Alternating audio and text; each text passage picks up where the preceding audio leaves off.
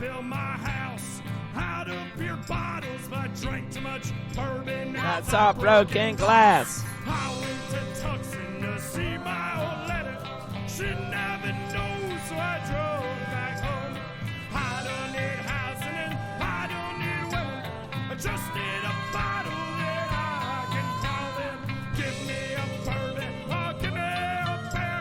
I'd listen to your story, but I cut off my ear. If drinking's the same, the devil's my friend. So give me a shot of what's left of the gin. If drinking's the same, the devil's my friend. So give me a shot of what's left of the gin. Oh, give me a shot of what's left of the gin. And my wife got pregnant with a bottle of shots. The nurse and the Ho! What's happening, El Condo? we partied till dawn. I named that bottle for Peter and John, and I Had my first drink. Yeah, shot 3. I picked a bottle from the whiskey tree. I drank it, I drank it, I got real drunk. I learned how to cry and I learned how to fun.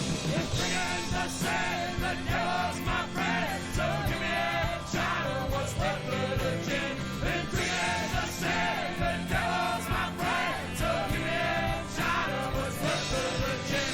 Oh, give me a shot of what's left of the gin. Oh, give me a shot at goddamn gin. And oh, starting it off with a bang.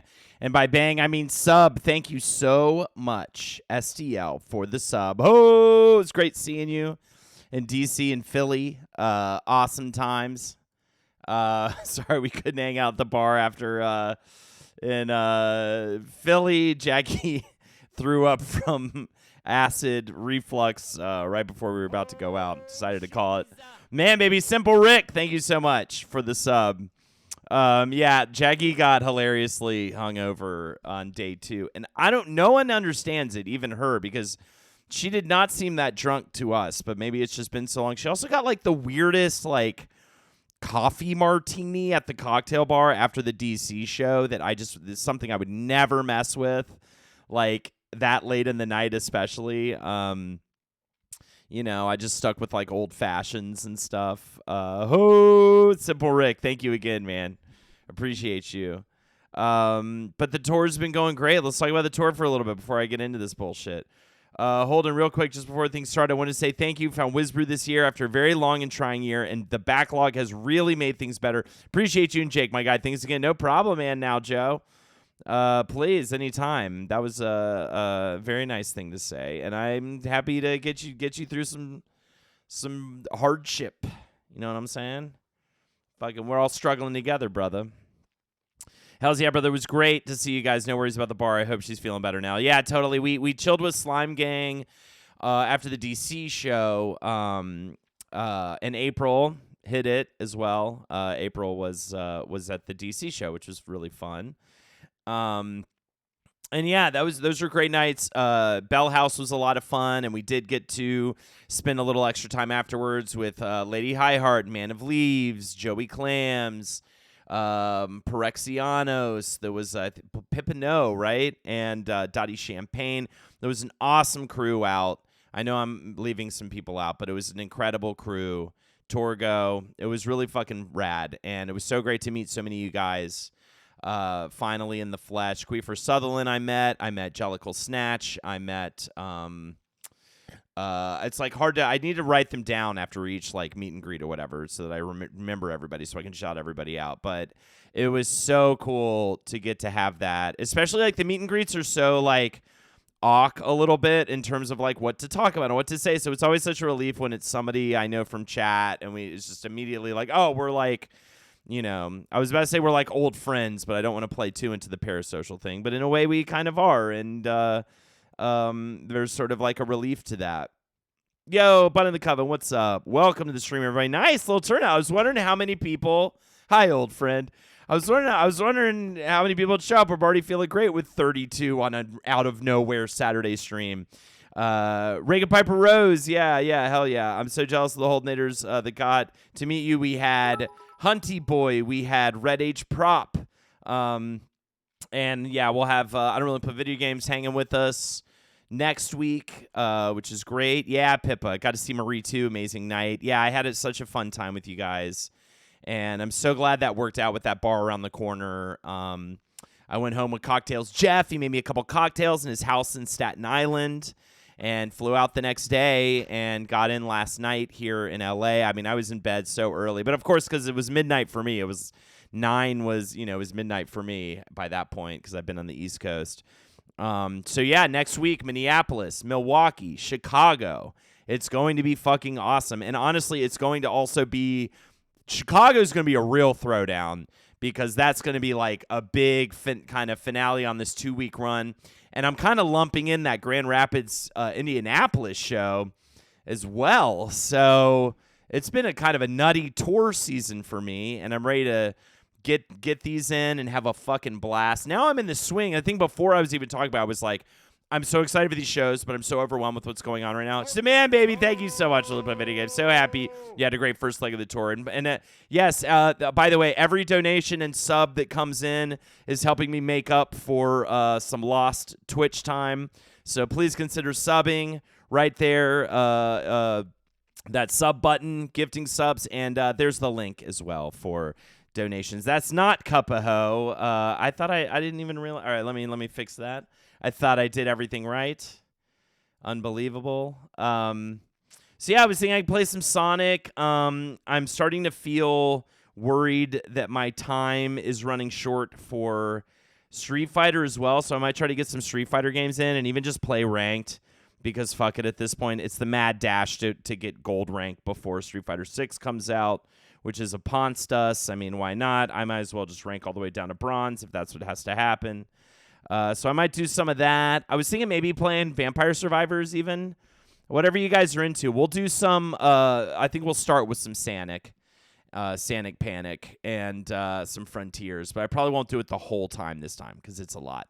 Hell yeah. Thank you so much. I wanted to try to do a little make good for me. I hate that I had to miss out on so much streaming to get out of here to go tour. Blame it on my juice. It's an O.J. Simpson reference. The man, he stabbed a woman and a man, very much so. And now he's on Twitter. Started moving to my new place today, says STL. Set up my drum set. Got to play around a little bit. Yeah, dude. Get some picks, too. I love that. That's so fucking rad. Hell yeah. What else? Marissa Smash. Big lady punch faces. Absolutely. Yeah, Marissa, that's the new fighter, right? She looks pretty dope. She looks very JoJo inspired, very JoJo's Bizarre Adventure inspired. So glad you're streaming. I've had a stomach flu and feel like crap. Hell yeah, Sailor Scoot, let's hang. I'll be doing this for 3 hours. I'm gonna go till 6 p.m. my time, which is 9 p.m. East Coast. Are you excited for Armored Core? Yeah, I'm not like a big mecha video game player, or I mean, outside of Neon Genesis Evangelion, even like I'm not like a big Gundam guy or anything. But I'll play any FromSoft game. I coming out now. Yeah, it's absolutely a Lizzo reference. I'm completely joking. Metal Fleck actually got me this, who I also got to see at the Bell House in Brooklyn. That was such a fun homecoming. Who all in chat has already seen the show? So Pippa. Who else here has seen it? Yeah, I definitely wasn't going crazy, and I didn't make a pillow version of you that I put on a board in front of me to make it look like it was a Twitch layout. Oh, my God, absolutely Bun in the Coven. Now it's, like, amazing. That started actually coming home from the Grand Rapids, Indianapolis show. It was immediately big smiles. Dad. Apparently, man, baby, a couple days in, Lexi was like, I don't want to, like, make you feel upset or anything, but she has been, like, crawling around the apartment, like looking for you and like asking for you, like going dad, which like absolutely melts my heart. After next week, I'm gonna be back in a big way, and I'm just so happy for Winnie especially. Joey Clams, thank you so much for the sub. Great hangs, man. That fucking J-Bone out front of the bar was exactly what the doctor ordered. That just sent me right into the like final phase of the night so perfectly. And like I said, Cocktails Jeff took me home to his house in Staten and hooked me up with a couple of new fashions, which I absolutely love. Yeah, SDL was there as well. Shout outs as well on that. I know y'all don't have control, but here's for hoping a Florida show someday. I live near Safety Harbor, and I can feel Linda's aura. Oh, my God. Yeah, well, Jackie will be in Florida as soon as that Chicago show's done. The very next day, she's flying to Florida, where she will be for 10 days, and she is thrilled, let me tell you. She cannot wait to be without Jeff in Florida for, like, about 5 days or something, more even, and then at least Jeff and Henry get there. But yeah, she's losing her mind maybe a little bit about that. I bet who did you get to hang out with in NYC? Dottie Champagne, Torgo, Joey Clams, Perexianos, Pipino. I know I'm going to leave people out. Lady Highheart, Man of Leaves, and more. Lisa Rose. We had Silas from Strix hang out. Actually helped out in the merch booth. Gave Jake a little break. I have good news. The insurance company is finally giving me a check for my deer debacle. We pick up the check Monday, and I get a new to me car. That's awesome.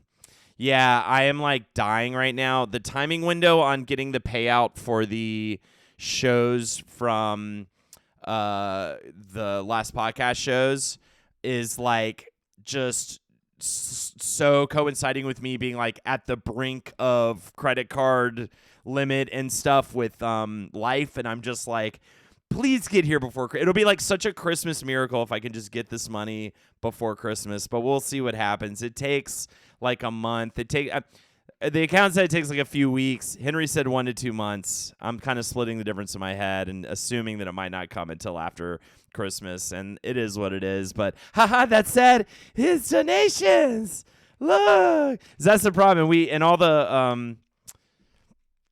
all the costs for the tour we're taking on, and we're not going to get reimbursed from the tour for a while too. So I'm in this very interesting pocket of time with all that good stuff, like getting blood from a stone sometimes. Yeah, at least like we're so blessed to be connected with Last Podcast. So the William Morris agency tour wing of William Morris is handling all of that stuff, and then the network has an accountant as well who's fantastic. And very helpful. So yeah, it's just a timing issue. I'm going to be completely fine by like the end of January, essentially, no matter what. But I'm like, can it come right in time for the holidays so that my credit card can get paid down? But that's like the only thing I could mildly complain about. I'm just feel so blessed to get to go do these shows. I know Philip Morris. William Morris is like one of the biggest talent agencies, if not the biggest talent agency in the world. It's kind of a big deal. We're just sort of doctored in. We're sort of shepherded in via Last Podcast on the Left. Cats is going to be great. Yeah, we got some good stuff coming up. We've got a Muppets Christmas Carol watch-along before Christmas. We've got the Cats watch-along after Christmas for my birthday. I want to do a huge birthday stream. I'm going to be here. We decided, thank God, that we're going to stay here for the holidays. Just with all this travel going on, how expensive tickets are at this point to travel anywhere for the around Christmas. I am just absolutely thrilled to stay here. I know Lexi is a lot more on the angle of like, I really want to be around family, which I totally get, but I'm completely fine chilling with just Lex and Winnie and doing a little. And also we've got Ed and Julie will be in town and stuff. Sailor Scoot, I don't know how much show tickets are, but if I could be there, I would. Thank you so much, Sailor Scoot. Greatly appreciate it. Yeah, speaking of which, lastpodcastleft.com, I know that message is always popping up, so you'll just wait for it in chat. There's, and the VIP is great because you get a free signed poster as well. It's okay. We're struggling, but it'll work out. Holidays are about your family, not gifts. Yeah, absolutely. No, it's definitely one of those where like everything's technically fine. It's just this dumb window of time to get reimbursed for a bunch of stuff and everything. And then, of course, that stuff will hopefully kind of cover some of the loss from not streaming. But, again, blah, blah, blah, blah. Oh, these guys. God, I hate these guys. You know what I mean? Oh, wow. Who already did it? Who got it? Is that an I don't really play video games like special right there? I don't know why. I'm in a good mood, so I'm not going to shit on that guy too much. But I don't know why they do that. Does that ever work? I think I say this every time that someone comes in and goes, "Hey, I could pump you up with more viewers and blues." And you're just like, how does any streamer go, "Whoa, I can't believe I must be the luckiest guy in the world. This person wants to help me." Bun in the Coven, thank you so much for the 5 gifted subs. That's why I'm the luckiest person in the world. Thank you so much. Oh, what is it? Kate DM too was there on at the Bell House show in Brooklyn. Man, baby. All right, shall we get into it? Shall we play some Sonic Frontiers and hang out? SoStream got one the other day, and we joked about that. Yeah, I love it.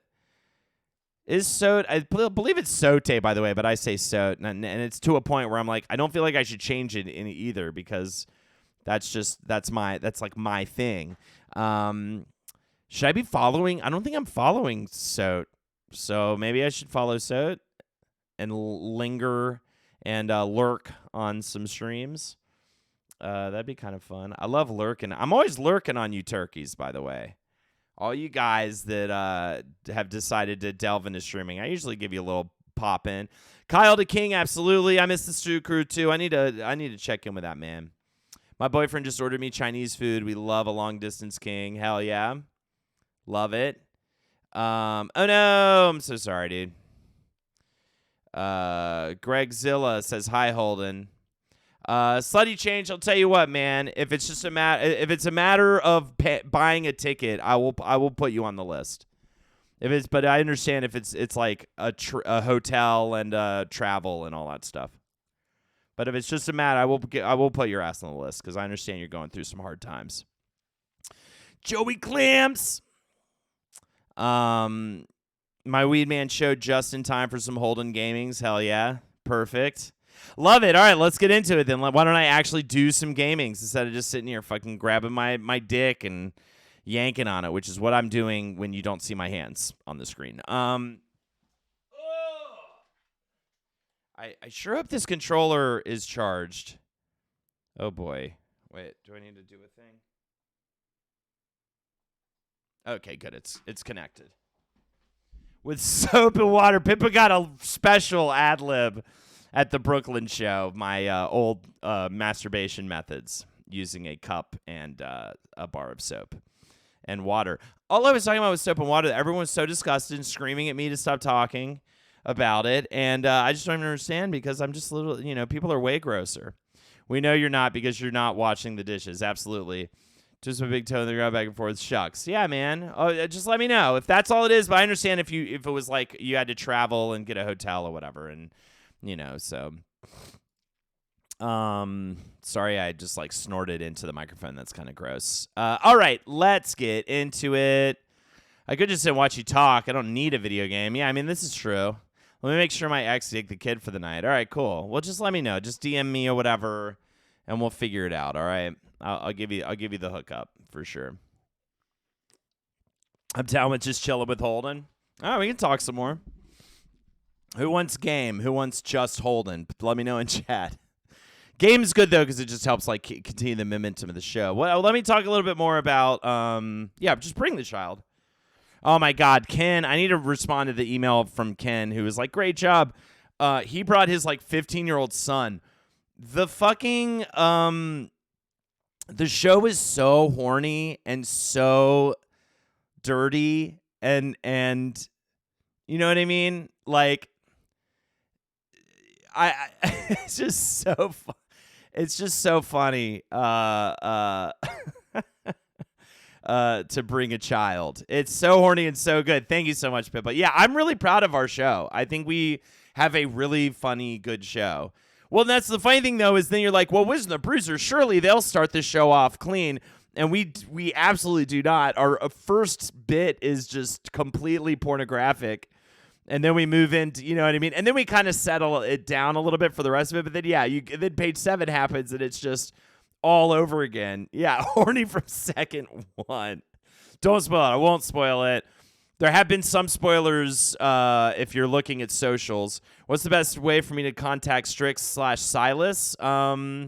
Did you not get a message from him? You should have gotten an email from him, actually.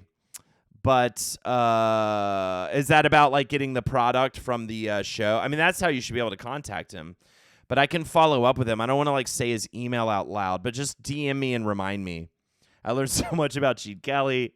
Whisper is so fucking filthy. That's part of the appeal. I can't just have dry fact podcasts. Yeah, exactly. It's like, unfortunately, we might have a better chance at. Oh hell yeah! And you're the first. This is your first time in chat, Darkly. Did I meet you afterwards, or that's awesome. Welcome to the stream. Glad you can make it to the show. But yeah, you'll see some spoilers from socials because we are very much a. Please, okay, cool. Yeah, whisper me SCL because he will get in contact. I definitely, what was I gonna say? I'm losing my train of thought now because I'm reading a bunch of different comments and stuff. But yeah, we would maybe get more listeners if we were like cleaner. But I just got to keep it real, man. At the same time, I can't. You know, it just would. I don't know. I just can't fake it. I can't fake it. I can't fake that. I can't fake that. No. I will do anything for fans. Since I've been without a car, I've been using my son's. I've introduced him to Roundtable during the drive. Ain't nothing like listening to y'all discuss cat fucking or load of cum with my 22-year-old son. Yeah, absolutely. And I have a, yeah. So Ken brought his 15-year-old son, and I was like, ooh, okay. You're all much cleaner than on our Roundtable. That's the thing to you guys. It's the clean. We're like, wow, you guys really like softened up. Our show's so dirty. Our show is so dirty. Hell yeah, Darkly. Welcome. What else was I gonna say? I finally found the origination of the caves joke, and I lost it when I finally felt like I was in on it. Awesome. I love it. I was playing board games with some new friends a couple of weeks ago, and LPN came up, and one of my buddies was like, do you know them? They donated to my GoFundMe to get my cat surgery a while back, and I have no idea who they are. Solid peeps over there. Hell yeah. Love it. What was I going to say? Let me see this. Yes. Okay, good. You gave me the thing I wanted. I was going to ask you for your email. All right. Help me remember if I forget after this. It's been such a crazy day. So here's the other thing that happened. I had such an annoying travel day home. Not annoying in the ways that would make it really bad, like the flight was on time or not much delayed at all, and, you know, all that stuff was good. But just like, you know what it did? It just made me like remember what I dislike about New York a little bit. Like, I think people smell in New York. Hell yeah, Jake Sig. In New York, I think people smell the Charlotte on me. They just smell the, like, I'm actually from a really cookie cutter, like, hometown. And I just get treated a certain way by, like, general public figures in New York. I get to JFK. I'm in a good mood. I mean, I'm hungry, so I'm getting a little hangry, but I'm in a good mood. Shows went great. I'm about to go home, see my baby girl, see my wonderful wife. You know, I got a day of travel. I'm going to get a bunch of work done. I'm not too hungover. I'm a little hungover. I'm not too hungover. You know, we're gonna be all right. I'm feeling all right. I walk up to the ticket counter to check in, and I had it like on my phone because when I went to the kiosk, I had already checked my bag because I went ahead and did early check-in the day before just because I wanted to try to get a fucking not middle seat, which happened, which I ended up getting an aisle, which is great. And so, yeah, exactly. You've been in LA too long, so they don't want to hear your shit. So I walk up to the counter, and I had it like on my phone because it never gave me an option to print my boarding pass. So I just like printed the bag check thing, put it on there, walked up to the thing. Yo, what's up, Brodo Swag? I'm so glad to see you. Been living in my Spotify podcast for months. Hell yeah, Brodo. Welcome. And so I walk up and I show her the ticket on my phone, and she's like kind of looking at it weird and scans it because it's like just I had like saved it as a PDF, but it's scanned. And then she was just kind of, and I was like, oh yeah, could you print it out? I do like the paper. And she's like, could have printed out the kiosk. Got to print out the kiosk. So it's like it didn't give me an option to. So if you don't mind, no, you can absolutely print out the kiosk. You absolutely print out the kiosk. It's just like, what? Okay, thanks. You know what? That's what I want to hear right now. I want someone to make me feel dumb right now. As a customer of Delta, I really want the person at the ticket counter to make me feel like a big fucking stupid idiot. That's how I want to feel right now. You know what I mean? It was just one of those interactions where I'm like, can you be like it? I walked up peppy. You know what I mean? I walked up peppy. I was like, hey, mind print me out I like the paper. I was even being too goofy. You know what I mean? Thank you, Galveston. Exactly. It was like dealing with it was a day of Galfiskins. And then I got into it with a lady at TSA because I was, they made us do the thing for no reason where we're walking like, we had to walk so far down, through the ropes, so far down, and then all the way back for no reason. And then we're just like, nothing's moving. The person at the counter walks over, they're like, we got to switch from these two counters to like these two counters. You know what I mean? And they're all just being slow as molasses because they're miserable TSA people. No one's moving. And then they keep funneling people in front of us because we just happen to be where also they're funneling in the like priority business people. So I'm literally just like, can I please just get ahead of these people? I've been standing here for so long. Nothing's moving. All this stuff. And the lady was just like, giving me, arguing with me for that. She's like, I forget exactly how it goes down now. It's now been enough time where it's not as fresh in my mind. Jackie got the earful of it.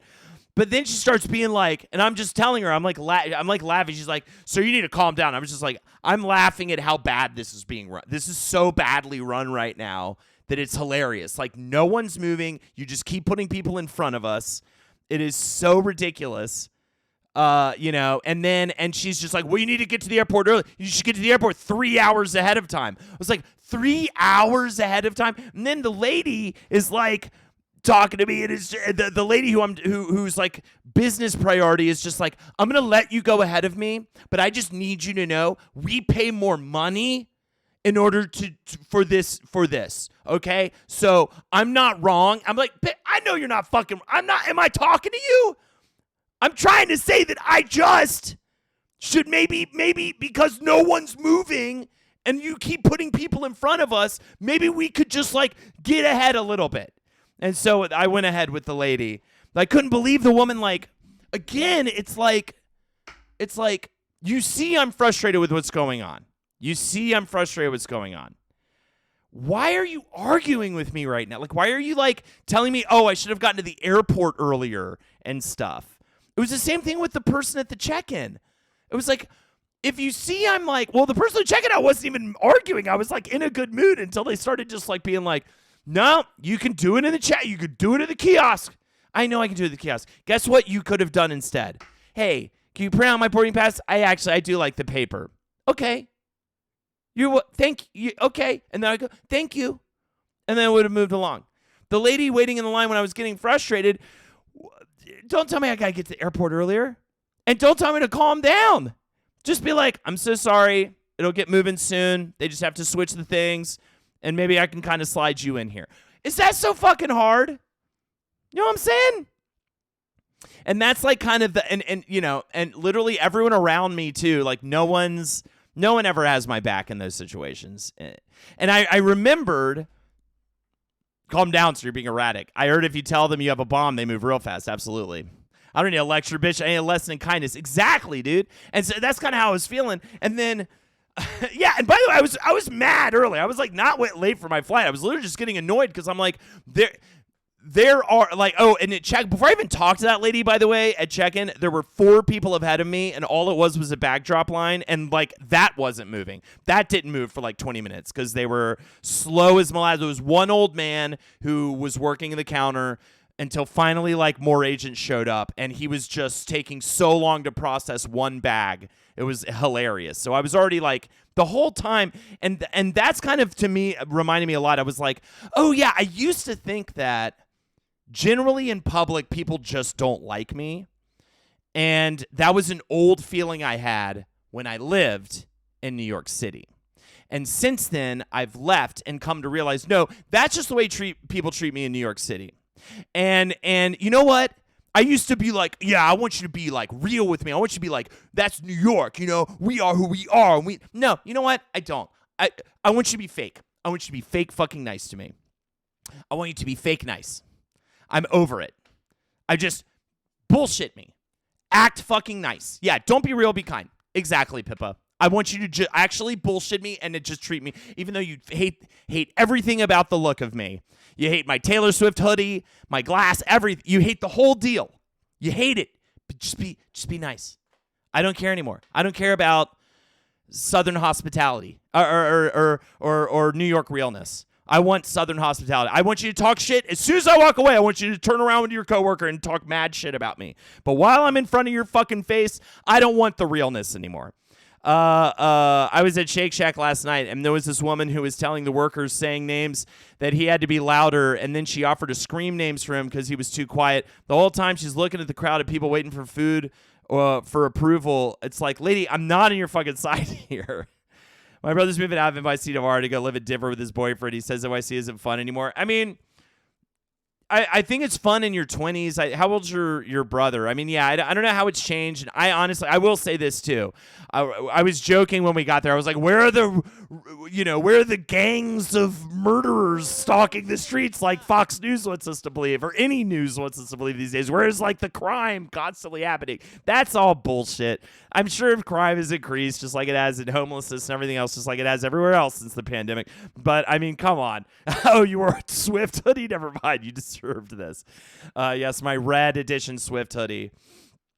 He's almost 37. Yeah, he's a hairdresser and a drag queen. I'm sure that'll be fine in Denver too. Absolutely. I just think it's the timer starts to go off when you hit 30 on your time in New York, especially if you move there in like your early 20s.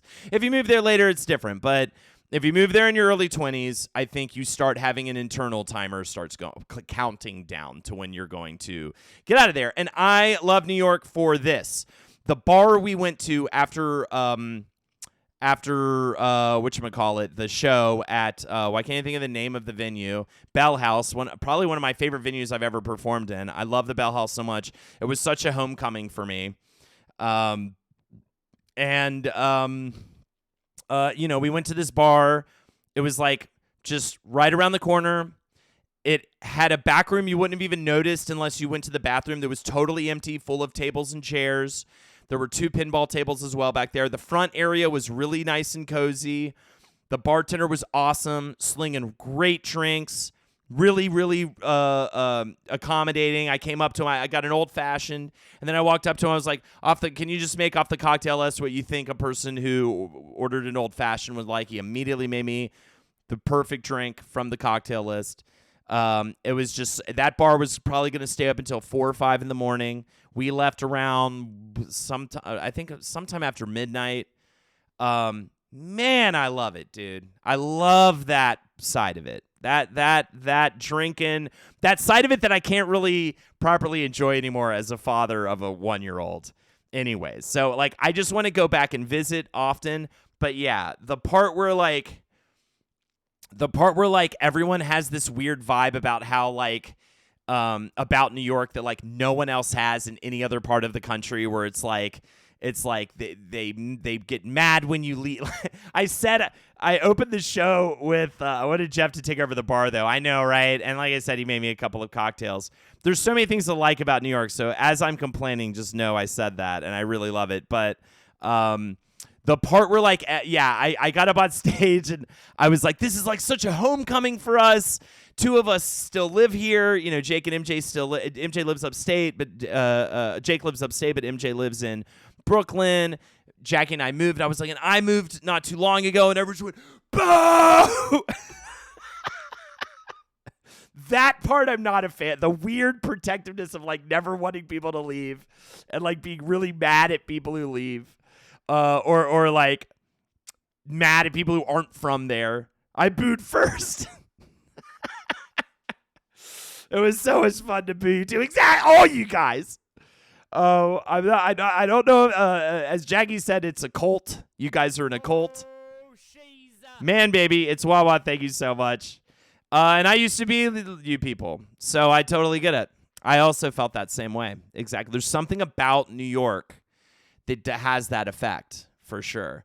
And I don't think New Yorkers like me, bro. Like general public New Yorkers. I think like I've had so many instances, like whenever I have a weird public instance, almost no one ever has my back. I've been called like fat by like a really mean lady on the train. Everybody had her back. They kind of helped me when I got punched in the face by that guy. They did kind of step in. So that was nice. I always have weird public. Do you guys not? Do you guys never have weird public instances? Am I alone? What do? Do you just like never go like? Well, I still cannot believe Marcus left. He always said he'd never leave. I know, right? Yeah, he had a cane. He punched me in the face. It was a real New York fucking moment, man. I'm always glad I moved to Chicago, not New York. Just too much. Well, Chicago is weird too a little bit. Chicago's weird too a little bit. With that kind of protective, or at least I dated someone from Chicago, and she was always trying to compare New York to Chicago and tell me how Chicago's better than New York, and I hated that too. I hate like competition. We all just move places. It's embarrassing simply to be alive. I try to never make eye contact. I could see that. Chicago's repressed. People never approach me on the subway. I think it's just because I'm tall. Yeah. Well, I was going to say like Kissel, but Kissel got punched in the face by someone on the New York subway randomly one time. So actually, no. That I think, yeah, some crazy guy punched him in the fucking head one time in New York. Henry would actively get jumped and egged. Yeah, Henry actually got it worse than me. And I think it may be just, a little bit more. He leans in even more into the, he got, I mean, it settled down after the first year, but his first year in New York was like, I couldn't believe it. I mean, he got mugged 2 or 3 times, egged multiple times. I was with him one of the times during the eggings. I mean, the Farley impression, they made him do a Farley impression on the train. A bunch of kids surrounded him, made him do a Farley. I think that was also the first year. Like, all those stories were from the first year. That was insane. Part of that was where we moved. We moved to like a really rough part of Bed-Stuy, which has kind of come up a lot more even since we've been there, but we moved into a war zone essentially. It was very, very tough. Did Kevin get mugged on his birthday? I mean, I believe it. It was really crazy time. We did not realize, no one really walked us through like, you probably shouldn't live here. You might want to live like here, and then everything, or other places are too expensive or something like that. And then that's kind of the deal with it. But look, it's exactly. I mean, that's the thing. You have to get like beaten in to New York. Man, baby, Crisco, thank you so much. Don't have a chance to catch many streams, but love when I do. Hell yeah, dude. That's why I'm so happy to stream on a Saturday. I mean, honestly, Joey, it's so true. Like, but also like I needed it in my life. Like I had such a protective upbringing, and I had such a secure, safe upbringing. I think my biggest struggle as a kid was that I just was like just staying in my comfortable house, watching too much TV and movies and playing video games and not like leaving. And I ended up becoming depressed. That was like the hardest thing I had to deal with growing up. I'm very, very blessed. And then college was fucking awesome. Pigeon in the Dorito backstory is so fucking New York and a PTSD-inducing moment. Yeah. No, hold on. You were the sketchy, weird one dressed like a vampire. I mean, yeah, I was even, and that was the thing, too. I was making everybody else around me upset. You know what I mean? But I was having a blast. So I really didn't have that many, like, challenges socially. And just, Charlotte, it's all fucking white people and, well-to-do. It's a big banking town. There are black people, but they're largely shoved into a certain quadrant, like we're in fucking 1963 or something. And it's just, it's not the most diverse, eclectic. I went to Unitarian Church growing up, so I had a certain amount of, like, something going on. But I don't know. It just wasn't, what's happening, Copenhagen? How's it going? I grew up in Queens. You get jumped sometimes with nothing deadly. Dude, I mean, well, at least in Astoria, man, I didn't deal with none of that shit. None of that shit. Yeah, I'm from Charlotte, IPA for breakfast. I will say, didn't really bring back Roundtable, but Jackie, me, Ben, Kissel, and Henry did a couple of big Roundtable segments in their last podcast on the left shows in Indianapolis and Grand Rapids, which was a lot of fun. So we're kind of putting it in live stuff. We also did a big Roundtable reunion for Nashville, which I don't know if you can still get the video of that, but we did that was even more so a full-on Roundtable reunion because we had everyone except for, of course, Kevin on that one. I got stuck in the same county I grew up in for a variety of reasons, but what you're describing is exactly what I need. So then I went to college. It was awesome. I partied my fucking brains off, but again, it wasn't, it was fucking Florida State University. Very segregated as well. You had FAMU and stuff. There was like a huge African American population, but of course, even that was like, there was so, I remember like FAMU homecoming was like it was like a takeover of the town by FAMU. Which was awesome, but it just made you realize, like, wow, there's a lot more black people in Tallahassee than it seems here on the FSU campus. JD Penn say thank you so much for the five gifted subs. Dude, yeah, we were definitely taking our shirt off and swinging around our head like a fucking helicopter, bro.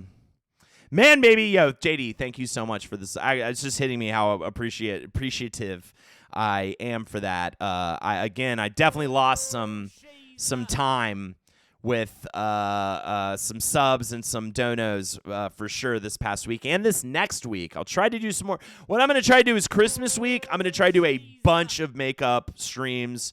I'm going to try to stream my fucking face off because I'll only have streaming. I'm off from podcasting. So I went to FSU, went back last week for a football game. It was so weird to be back. I bet for sure.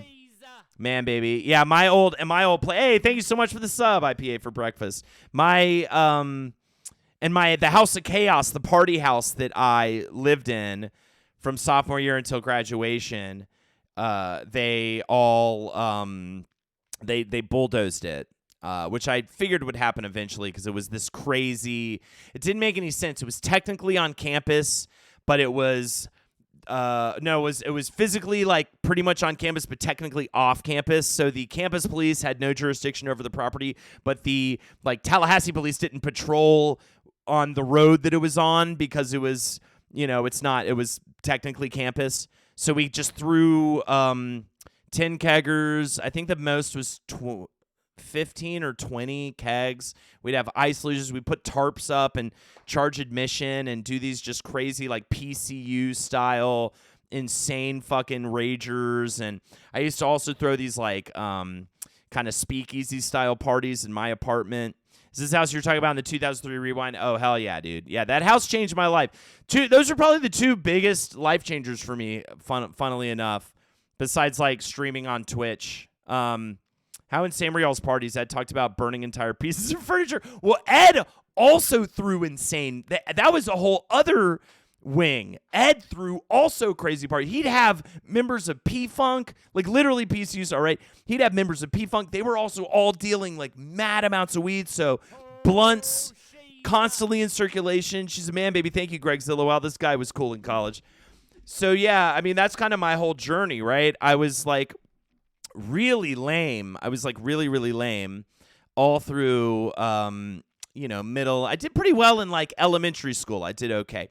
Middle and high school, I wasn't like, I guess lame's but I had my little crew. We were in a band. We were kind of off to the side. We were partying, but just like smoking weed, getting drunk just together. It was like 6 or 7 of us. But, I definitely didn't feel like in with the cool kids or cool at all or anything like that. I was just kind of doing my own thing. Then I got to college. I was like, this is going to be the moment, man. Everything's going to change. I'm going to go to college, fresh start. I can like reinvent who I am. I can, I'll be in the theater kid parties. It'll be great. We're going to the party. Back then, especially FSU was like the number one, if not one of the, or at least possibly the number one. God, I can't talk all of a sudden. Party school like in the country. I mean, like Playboy ranked it as such, and it was this huge fucking deal. So I was like, man, this is gonna be great. I'm gonna just like my whole life's gonna be different. So I'm gonna kiss a girl. I'm gonna have sex. I'm gonna have a bunch of new friends. I'm going to be just a different dude. And then my first year there was the opposite. I started out, I was out of state, and I didn't register for a dorm quickly enough. So I was in this, like, I was literally in the, like, Revenge of the Nerds, like, dorm. Like, it was called Cash Hall. It was kind of a war zone, kind of like an outcast place. It was like the cheap dorm that was off campus, so it was like you had to walk really far to kind of get anywhere. Yeah, Bert Kreischer went there for sure, which is why that movie, whatchamacallit, that party FSU, yeah, his whole like party guy persona that originally pre-stand-up, that was all him at FSU. And he like stayed there for like 7 years or something like that and all that good stuff. That was FSU. Yeah, his whole bullshit. That was there. Y'all are so cool. I swear those parties had to be amazing. So let me explain. Maybe you've already heard this one. Also, Enter Dragon. Yeah, I mean, it would have been funny if Sonic won.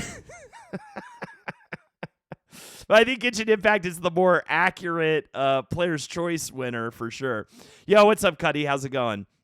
Thank you, Van Wilder. That was the movie I was trying to bring up. But anyways, hell yeah, Cuddy. I'm glad you could come up in here. The tour's been amazing so far. I'm actually, now that we've got that first round out of our system, I am just only excited to go to the Midwest next week because we had great shows, great crowds. I'm really proud of the show that we've done. So anyways, back up freshman year, right? I am just not doing any of this stuff. I'm back to doing my old bullshit too, where I get a crush on some girl that's like either out of my league completely or at the very least absolutely not interested in me, and spend the whole year pining over the school year, pining over some girl who's like never going to give me the time of day so I could sit there and be all, the victim of that. And then like I had like 2 friends. I hated my roommate. My roommate sucked ass.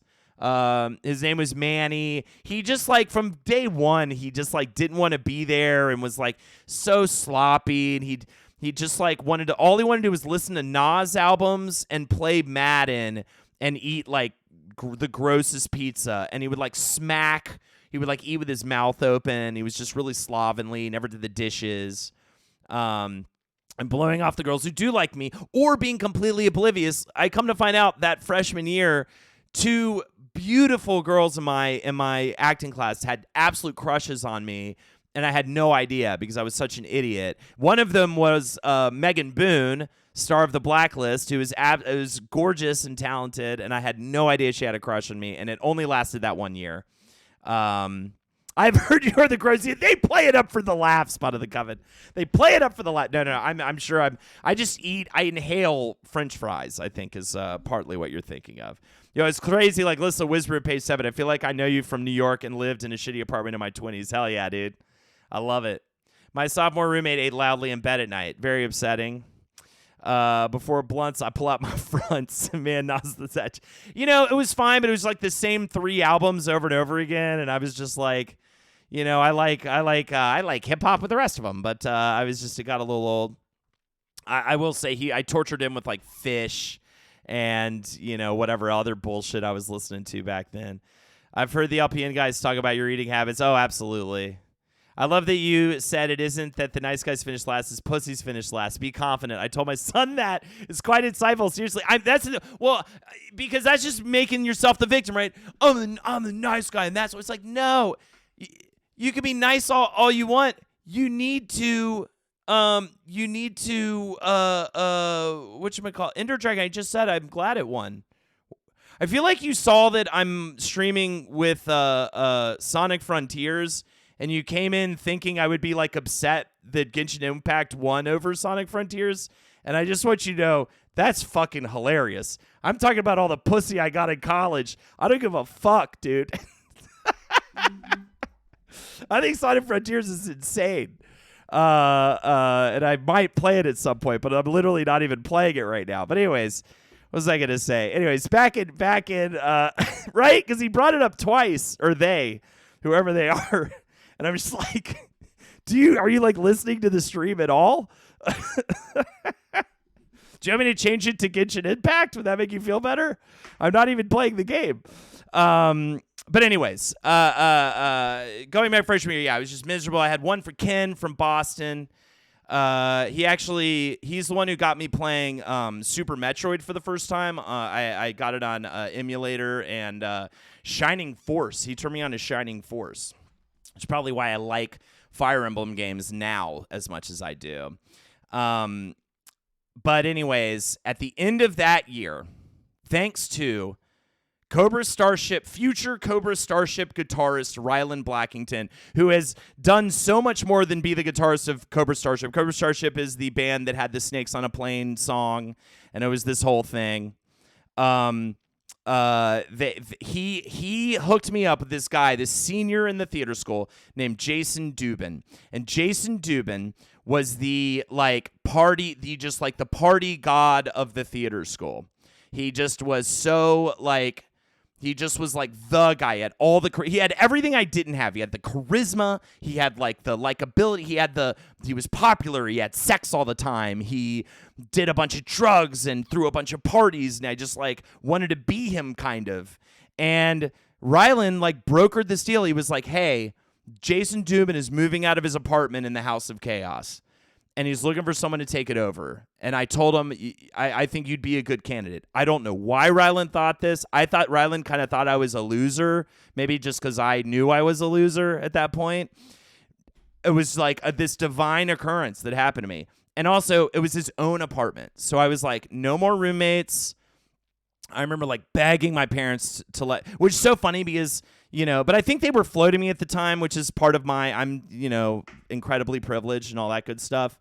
But I was begging, please, I know it might be expensive. How much was the rent? It was $500 a month for my own, a pretty sizable ass 1-bedroom apartment right on campus in fucking 2023, I guess, right? 2022, maybe. And I just remember getting that house, and then the whole summer leading up to the school year was I had a mattress on the floor in the bedroom. My next door neighbor lent me a TV. He had an extra TV, so I had a TV on the floor in the living room. I had that picture people post on Reddit or whatever, where it's dudes are cool living like this. That was my life. One chair, a TV on the floor, a mattress on the floor. And I slowly, my brother came down with a bunch of furniture, and it slowly through the summer became an apartment kind of. And it was very lonely, but it was this beautiful summer of finally having my own space for the first time ever. Yeah, right, Reagan. It was for the first time ever, I finally had my own spot. I mean, I remember just dancing around the living room and just I don't know, there was a freedom. I met this dude randomly. I'm sitting there, this guy, and I'm the house is kind of hidden. There's a front house and a back house, and I'm in the back house, so it's kind of hidden. And I just hear, "Hey, man, hey!" And I look down. It was this dude. He was just he went by white boy, even though he's definitely a black guy. He was like, "What's up? I'm white boy, man. How's it going?" I'm like, "What's up, man?" He was just like, "You want some weed?" And I was like, "Yeah, dude." So I found my swag dealer. He would come over and he would sell me dime bags of swag all summer long. He gave me his number. So I had this one dude who would pop by, sell me weed. I had my next door neighbor who could get me beer. And then I met some of the front house guys. We hit it off. We started hanging out. We had such a good time. Yeah, his name was White Boy. I'll always remember that because he scribbled his name and the number down on this piece of paper I'd used to call him, which I might have even had to go to a payphone to call. I remember having to walk to the middle of campus just to get the money out of the ATM and stuff like that. I lived across the street from a place called Mike's Beer Barn, which had drive-through keg service, which would come in handy later. That was the other thing about it. On one side was campus. On the other side was the main strip of bars of at FSU, one of the main strips. It had Bullwinkle's, Poor Paul's Poorhouse, Irish Pub, and a couple other spots. So it was where all the sorority and frat people would go, to bar hop on the weekends. So there was a lot of fun people watching on Friday, Saturday nights, especially because I could out my windows, I could see the hammered sorority frat people saunter back to their dorms and stuff. Oh, really? Yeah, Carl. I lived across the street from Poor Paul. I lived right behind the the pizzeria is where I worked, and I lived behind why can't I think of the name of that restaurant? I can't think of it. Whatever. And there was a Wendy's there I used to walk to all the time. And definitely remember the guy Barnett used to talk to. What was I gonna say? But anyways, no, not Gumby's. No, it was a much better restaurant. Oh, it was not Gumby's. It's the I forget the name of it. The Crave, the Cram. What was it called? I loved going there. It was good. It was the fancy place to go. Yeah, and my whole life changed. Once the school year started, a bunch of people showed up. This sophomore year of college, all the cool like theater kids showed up. Pizzeria was the shit, and I missed the cheesesteak wraps and the pita sandwiches, whatever you want to call them, and the chicken one too was so good. Yeah, it was incredible, man. It was like overnight I just had the best I went from having like the worst college life to the best college life like overnight. And literally like nothing like that had ever happened to me before, and it was kind of mind-blowing the effect it had on my self-esteem, on who I was as a person. It's like incredible stuff, man. And so yeah, literally it was like the first day of college, or maybe like that week run up. All of the people I looked at and was like, they're the cool kids. I wish I was friends with them. They seem so cool and fun, and they're like the, whatever. They all showed up at my apartment and was like, we're best friends now. Please let us continue to enjoy this apartment how we used to with Dubin, which essentially amounted to like, I had pretty much an open door policy. We would throw parties all the time, and even during the day, I would come home from acting class and there'd just be like a fucking joint rotation, in my living room with like 5 or 6 people. It was like I went from feeling so lonely and so alone and just sad to like, and for a while, and I'm really an introvert extrovert, but for like the next like 2 years, essentially, sophomore, junior year, I am just always surrounded by people. We're constantly getting up to no good. And then that is how Murder Fist was formed. And then we were hanging out all the time with this group of people, very funny people, very talented people, different people getting in and out of the mix, and we're shuffling around. And then all of a sudden we're like, we should do like a comedy show. We were watching Mr. Show DVDs a lot. We were, doing all that kind of stuff. And then that's how like we first did our first sketch show was in the parking lot that we used to throw those keggers in. It was in that parking lot. We just like pulled a bunch of couches out of all of our apartments, and that was the seating. And we just had like not or even a stage. And my apartment was kind of like the dressing room kind of setup area, and that's where it began. And then we moved it to Brothers, which was at the time the only gay bar in Tallahassee, and it was an anything goes insane. That was after a couple years. So we did a couple of summer shows, like big summer shows where we spent the whole summer like putting the show together, and then ran the show. The first year was my parking lot, and then we did like a theater on campus, and then we got the Brothers Weekly spot and started doing that stuff. Yeah, exactly. A biography needs to know these things. It made you who you are. We love your struggles and wins are what made you. Yeah, absolutely. So, yeah, all that. Then I could get into the whole story of that. I will also say, too, part of the cast of characters were all of my neighbors in that building. First of all, I lived right next door to the owner of the pizzeria. He lived there, which is insane that he lived there. But the owner of the pizzeria, Fozy, is a much older dude. He smoked weed like crazy, and we'd hang out. And obviously I got a job at Pizzeria at a certain point. But other than him, he was much older and kind of doing his own thing. Other than him, everybody else in the building was like my age or a little bit older, and they were all awesome. And that was also the front house too, for the most part. That kind of changed over time. Some people moved in that were kind of not so great, but for the most part, everybody was so fucking cool, man. Like, Zach with the lazy eye from Libya, I believe. He was intense. He was a lot, especially if he did a lot of cocaine in his apartment the night before our shifts. I remember some of those were intense moments. He'd get mad, throw a spatula. There was also that one time we'd smoke a lot of weed in the freezer during our shifts. Of course, you're going to work at a place called the Pizzeria, obviously. And was there ever hope that you would get Murder Face on SNL? Yeah, for sure. We always just wanted the Mr. Show thing. We wanted our own sketch show on HBO because we specifically wanted HBO because we were like, we wanted to be able to do whatever we want, and we're kind of really not kind of definitely very filthy.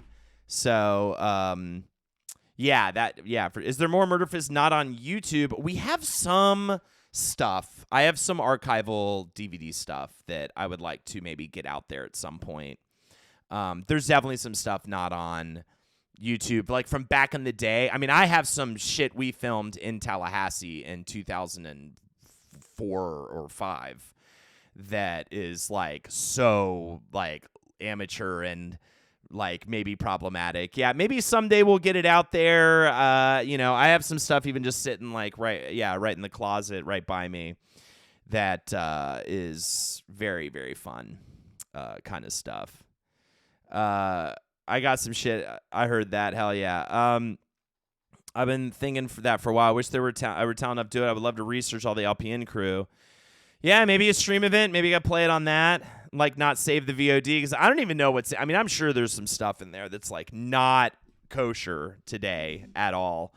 But I'd have to go through it, just like film sketches and stuff. I don't think it's. And think about now, I don't think it's that bad. But who knows? Every now you never think it's that bad, and then some word gets said that was long ago abandoned by general society. I love you so much in these YouTube sketches, man. That one with you, with your new car, fucking kills me. Hell yeah. Yeah, thank you. That was a lot of fun. That's a lot of Adam Wirtz, by the way, who has out here even now, who we still work with and do film stuff with. He is the one who's like really directed all that stuff. And we're still doing stuff with him. We might start filming more sketches with him out here. We've been talking about it for sure. I've been writing and putting up sketches at like Classy Night Out and stuff, and that's been a lot of fun. And we may start like filming just some rando one-off sketches out here. You press Sonic Frontier stream on Twitch. Yeah. How am I doing too? How many people are watching comparatively? I'm the second most popular Sonic Frontier stream, and honestly, I'm only 10 people off from being the most watched Sonic Frontier stream currently. Well, this has been a blast going through all this stuff. And, you know, cut to the end of college for me was the end of 2005. I stayed for one extra semester because I was working with, I kind of got taken in with Mark Medoff, who was kind of like a guest teacher at FSU. He was a screenplay teacher, screenplay writing teacher that I was working with, and I just loved working with him. This is after I got kicked out of acting school, ended up turning towards writing after I took a playwriting class during when I did London Study Abroad. That ended up being kind of, you know, people liked my stuff a little bit, and some of the faculty and stuff. And Mark Medoff is a Oscar and Tony Award winner for his screenplay Children of a Lesser God. He was amazing. He really, really supported Murder Fist. He would come to Murder Fist shows. It was great because, like, the faculty that at the theater school really looked down on what we were doing with Murder Fist, and they were even, like, asking, you know, people who were a part of Murder Fist who were still in the BFA program, like John Moreno, Jared Warner. They were even kind of like, hey, you kind of need to choose. You can't do both, Murder Fist or the acting school. And they were like, fuck off. And all those faculty people, they didn't have actual careers in show business that you know, you could tell they wanted. But the one guy that was actually like an accomplished person in entertainment and all this kind of stuff was like fully behind Murder Fist and what we were doing and would come see shows. And sadly, he passed away, I think a few years ago, but he was one of the best teachers I ever had. So I wanted to stay an extra semester and take one more screenplay writing class with him. I had a couple more. My stuff got shuffled around because I get kicked out of acting school at the end of my sophomore year. So I become like, yeah, the social side of my life was great, but the academic side was rough because I just was not finding my place in acting school and just had a really challenging, troubling time with like my teachers. And to this day, I'm alienated from acting because of what went down with that, and that's a real shame. And Lexi keeps trying to convince me to go back and try acting class again. And maybe I should, but it's so deeply ingrained in me that I'm bad at acting class that I'm like, no, I don't want to go through that again. It's supposed to be so painful, because I just did not. It was just not. It kind of goes back to like how I feel about the way people in New York, general people in New York treat me. Like, I'm just like, they just don't, acting teachers don't like me. They just don't like me. I don't know why. I don't know what I could do about it. But anyways, because I got kicked out of the acting class, I ended up turning to improv and sketch comedy. I literally, the day I was kicked out of acting class, I just happened to already be doing an improv, my first improv show in, since I was in like and even in high school, I was just doing it in like theater class. So I didn't actually do like a real show outside of like a school thing. And I went, and that was with John Moreno. And we fucking crushed. It was at the Warehouse in Tallahassee. If you've ever been to Tallahassee, it's a great bar venue. It's like a pool hall venue. And there's a venue in the back and a pool hall in the front. And it's a great, great hangout bar and place to go see like shitty jam bands and stuff like that. And we did an improv set in the back and fucking crushed it. And then the rest is history. Oh, yeah, is the Warehouse gone? I'm not shocked. I bet so many venues and stuff are gone. They're jealous. I mean, they don't have 60 people listening to them talk. Yeah, absolutely. It is nice, man. It's so nice to have you guys turn out and stuff and hang out on a random Saturday with me. They believe that whole area you wouldn't recognize. They developed that whole area you wouldn't recognize it. Yeah, I bet. I'm that's why I'm like scared to go back. It's just gonna be so different. And House of Chaos is bulldozed. I was talking about that earlier.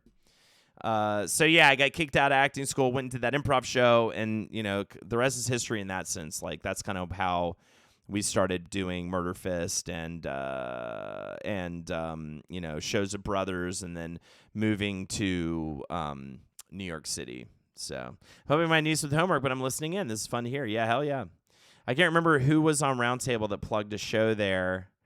Yeah, well. There was that hilarious thing with Jermaine Fowler and Kevin, where Kevin was booked on a show in Tallahassee, his alma mater, and they used a picture of Jermaine, which is so funny. And that you know that poster, Slutty Chase. I bet you have it. You might even have it on hand. That is one of the funniest things ever. So the KKK is gonna heart John Cusack. Then what are you talking about? Fucking love Jermaine's Instagram. Oh, hell yeah. Yeah, he's great. I might be working with him on a screenplay. We've been going back and forth. He's going to hate John Cusack. Yeah.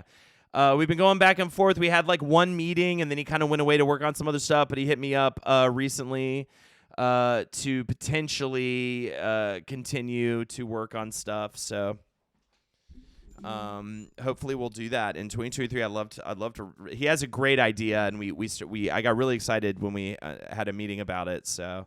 And then I got really sad when I didn't hear from her after. I was like, fuck, did I not do the meeting good? I thought I was good. We were like spitballing. So hopefully we'll do that. I really want to write another screenplay. I really want to get some of those kinds of projects going. Don't get me wrong, I love streaming and podcasting. I just have so many, you guys talking about all the sketch stuff too. Would be awesome to do some more of that. But where was I? Yeah, but anyways, then, so the second most formative moment, getting House of Chaos and then getting kicked out of acting school, I almost want to lump those two moments together because those really happened like in a succession. That it was kind of like in a domino effect in a way. But yeah, that was like the first big one.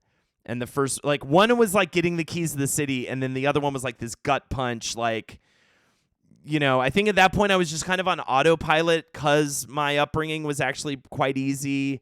And I didn't have a big drive. Like, I remember my mother really pushing me to do college and pursue, And I think for me, I was just like, well, if I'm going to have to do college, I at least want to like do the thing I like, which is theater. Right.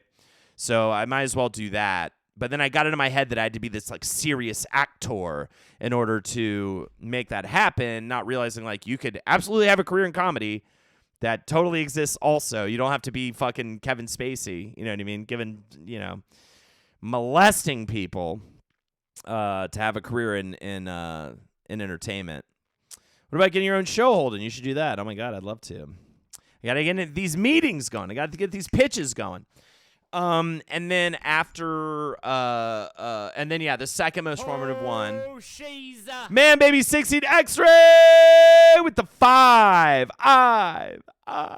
Gifted subs. Thank you so much, 16 X-Ray. Oh, Preach, my friend. Here's the link to the donos too again. If you're having a good time, want to kick me some bucks, any amount is so helpful right now. So I'm trying to recoup from the lost time last week. Man, baby. Yeah, and then the second one was moving to fucking Bed-Stuy, New York City, 2006.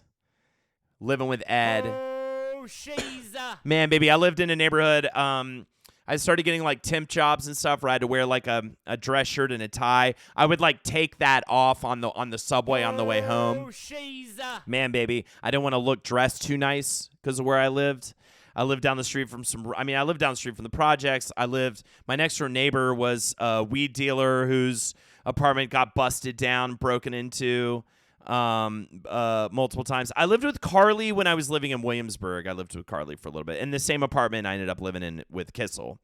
Help Winnie have a great Christmas. Considered to absolutely. She won't have a good Christmas unless you donate, people. Now, Lexi's already sent me Winnie's Christmas list, so I'm excited to look through that. I'm gonna attack Christmas stuff probably tomorrow. I haven't had a chance. I've been just on the road so much, on the run. And so now I'm trying to do a bunch of catch up too. Yeah, I think it's kind of the best thing for you though. Like, don't move to Astoria if you're going to move to New York. Like, start out at the bottom and slowly like work your way up. It's such a character building moment.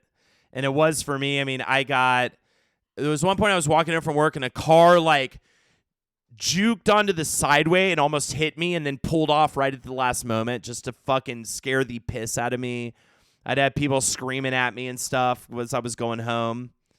Had to try extra hard to be the cool yet invisible. I would act insane. I would like mumble to myself and like talk all like on purpose just to like, because I knew I was walking home late at night. I'd be like, no one wants to talk to like the crazy white guy. Just going, oh, whoa, nice man in a nice land. You know what I mean? I would just be like doing shit like that.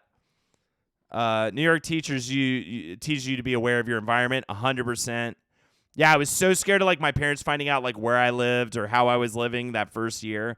And then literally that next year I moved into Williamsburg, literally down the street from the bar featured in the TV show The Rehearsal. Yeah, it was which was awesome, and Williamsburg was amazing and like totally not anything sketch or whatever, but that first year was so crazy. You know, we had eggs thrown at us on Halloween. Well, Halloween in those parts of town, the gangs of kids, they weren't like actual gangs, but you know, the little kid crews, their thing was throwing eggs at white people.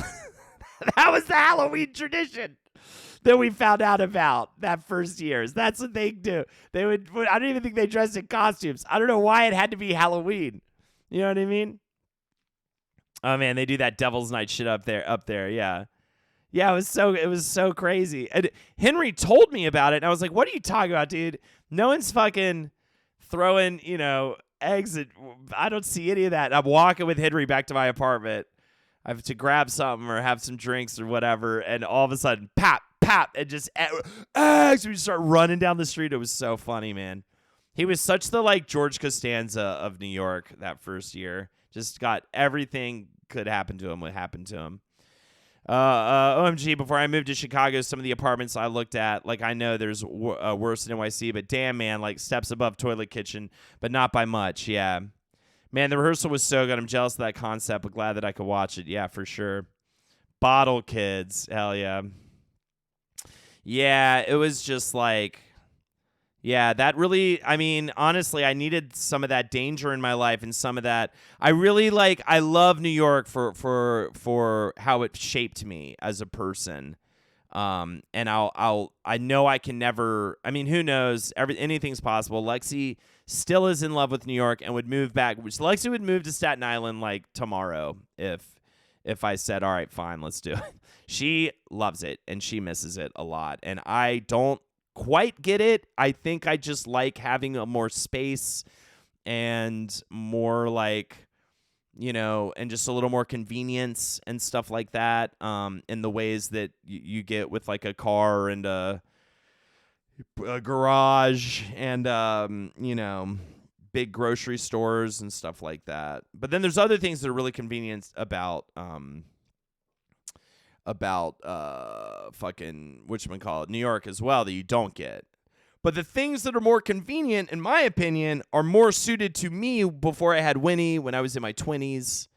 You know, what's convenient is you don't have to drive anywhere, so you don't worry about any DUI issues or anything like that. All the bars stay open as late as you can get food, drink, anything you want at all hours of the night. You know, it just everything's right there, right outside your door. You can at 3 a.m. if you want to go, even have a beer at a bar, much less just get some beers or something. You got it. You know, if you want fucking ice cream, you got it. You know what I mean? What's the best Asian massage parlor? I was actually curious. I learned that where I lived in Astoria, I lived like right near like Massage Parlor Row. And I got a little curious about it, but I've never gotten a filthy massage before. I've honestly only gotten one massage in my life, and it was a couples massage. Spa Castle, by the way, yeah, that was one I know people like to get. And I got to change that. I should start getting my back is lately. My back's just sucked, so I really should start getting like better massage. Also in a relationship, you know, so it probably wouldn't have been the best thing to do. Best bar in your opinion? My favorite bar in Williamsburg is called Lady J's. But I'll name a couple other bars. Lady J's though is like if I wanted to stay an extra day in New York City, but I ended up changing my flight to get back a day early just because I was like, I don't really have a lot of money right now, and Lexi, you know, I need to kind of come and help and relieve Lexi. And help out with Winnie and just be here because I'm leaving again on Tuesday. So it would have been like, you know, just get work done and stuff. So it would have been a whole, yeah, I don't know. It just wasn't worth it in my head after a little while. I was like, right, I could totally have like a weird remember New York day, but I need to get back. I need to get back to my family, you know, and get back to you guys. Honestly, I wanted to get some streaming in before I have to disappear again because we won't have, I'm going to stream on Monday. But then I'm going to be off for the rest of the week again. So, and then hopefully Christmas week, while all you guys are like home or doing family stuff, I also want to do a bunch of extra streaming and stuff. So there's Lexi. Where's Lexi? Lexi's dancing off. You look so stern and when you walked in, and now she's like dancing, but she's off camera. So I like, under the guise of playing video games, I've literally just been talking about like Florida State and stuff in New York this whole time, by the way, which has been a lot of fun. Oh, wait, did you get beer? Yeah, I did. I got you beer. Could I have one? You told me you wanted red wine tonight. But I wanted a beer right now. No, they're not cold. I put them in the refrigerator. Okay. Well, could you put a mug in the freezer? And then in like 15 minutes, pour a beer into it? No. Why not? I'll put a mug in the freezer, but I'm not going to remember something to do in 15 minutes. Okay, I'll remind you. Or I'll get it myself. I'll just click the be right back thing. Look, I just click this and it says be right back. And then I'll go get it. I'm sorry. Jeez. Good Lord. It's like I'm some kind of slave driver over here. I don't know what's going on. She looked like she was on a mission, yeah, to get boxes because they're having a ladies' meetup tonight, and they're doing White Elephant. I did say please, thank you. So needy, Law. I know, it's unbelievable. Yeah, if you just put the mug in the freezer, I'll go get the beer. Where were we? I recently moved from the burbs to Kansas City proper, and now I just want to bail and live in the woods outside of a town of like 100. This is what I'm looking for. So if anybody wants to clue me in as to where the best version of this is, preferably in the Southeast, I would like to live outside of a big city like in Asheville, outside of a big city like Atlanta. I have not tried Elden Ring Coliseum yet. I'm not a big PvP FromSoft guy, but I'll probably definitely give it a whirl. Especially the 3v3 looks like a lot of fun, carnivorous. But I want to live like outside of a big city or like a Nashville maybe, except for this. The problem with the Southeast is like I'd love to find somewhere where the politics aren't total dog shit. But Georgia did kind of just go blue a little bit, so I could see it being there. And I want to live outside of a big city in kind of like an artsy, small little town. You know what I mean? I want to live in like essentially in like a neighborhood where I can walk to like a little main strip that just has like a coffee shop, a bar, and like, you know, a couple other like a little artsy stuff or whatever. And it's like quaint and cute, but we can get into the big city really easily and see really good art and theater and all that kind of stuff. What are you pondering, Lex? Can I interrupt for a second? What the hell should I bring What should you pack? for a white elephant gift? I think What I'm should gonna Lex get bring the for a white soda elephant stream, 'cause gift? we don't use it. Yeah, definitely do the soda stream. Home daters. She's a man, baby, proto swag, and saying for the $8.15. I don't know what the fuck PHP dollars are, but here's a bunch for you. I'm surprised you didn't get something fun from Bevmo. No, this is the thing. Natalie's rules say It has to be stuff around the house. it's got to be your garbage. Do you do you see how she's saying it like it's a little loaded? Okay. Are there any clothes you're trying to? Is there any clothes you'd like to get rid of? I would do clothes you'd like to get rid of. The soda stream's great. The air fryer, mwah, perfect, right? Get rid of the air fryer. If there's any, we have some extra like dishware and stuff, I feel like that is redundant because you've gotten new stuff. So maybe look at that. If you want to, with the idea that maybe you'd buy a new version of it, you have some fun new mugs you've been collecting for Cup of Ho. You could do like a couple of mugs. No, I don't want to get rid of my mugs. I like my mugs.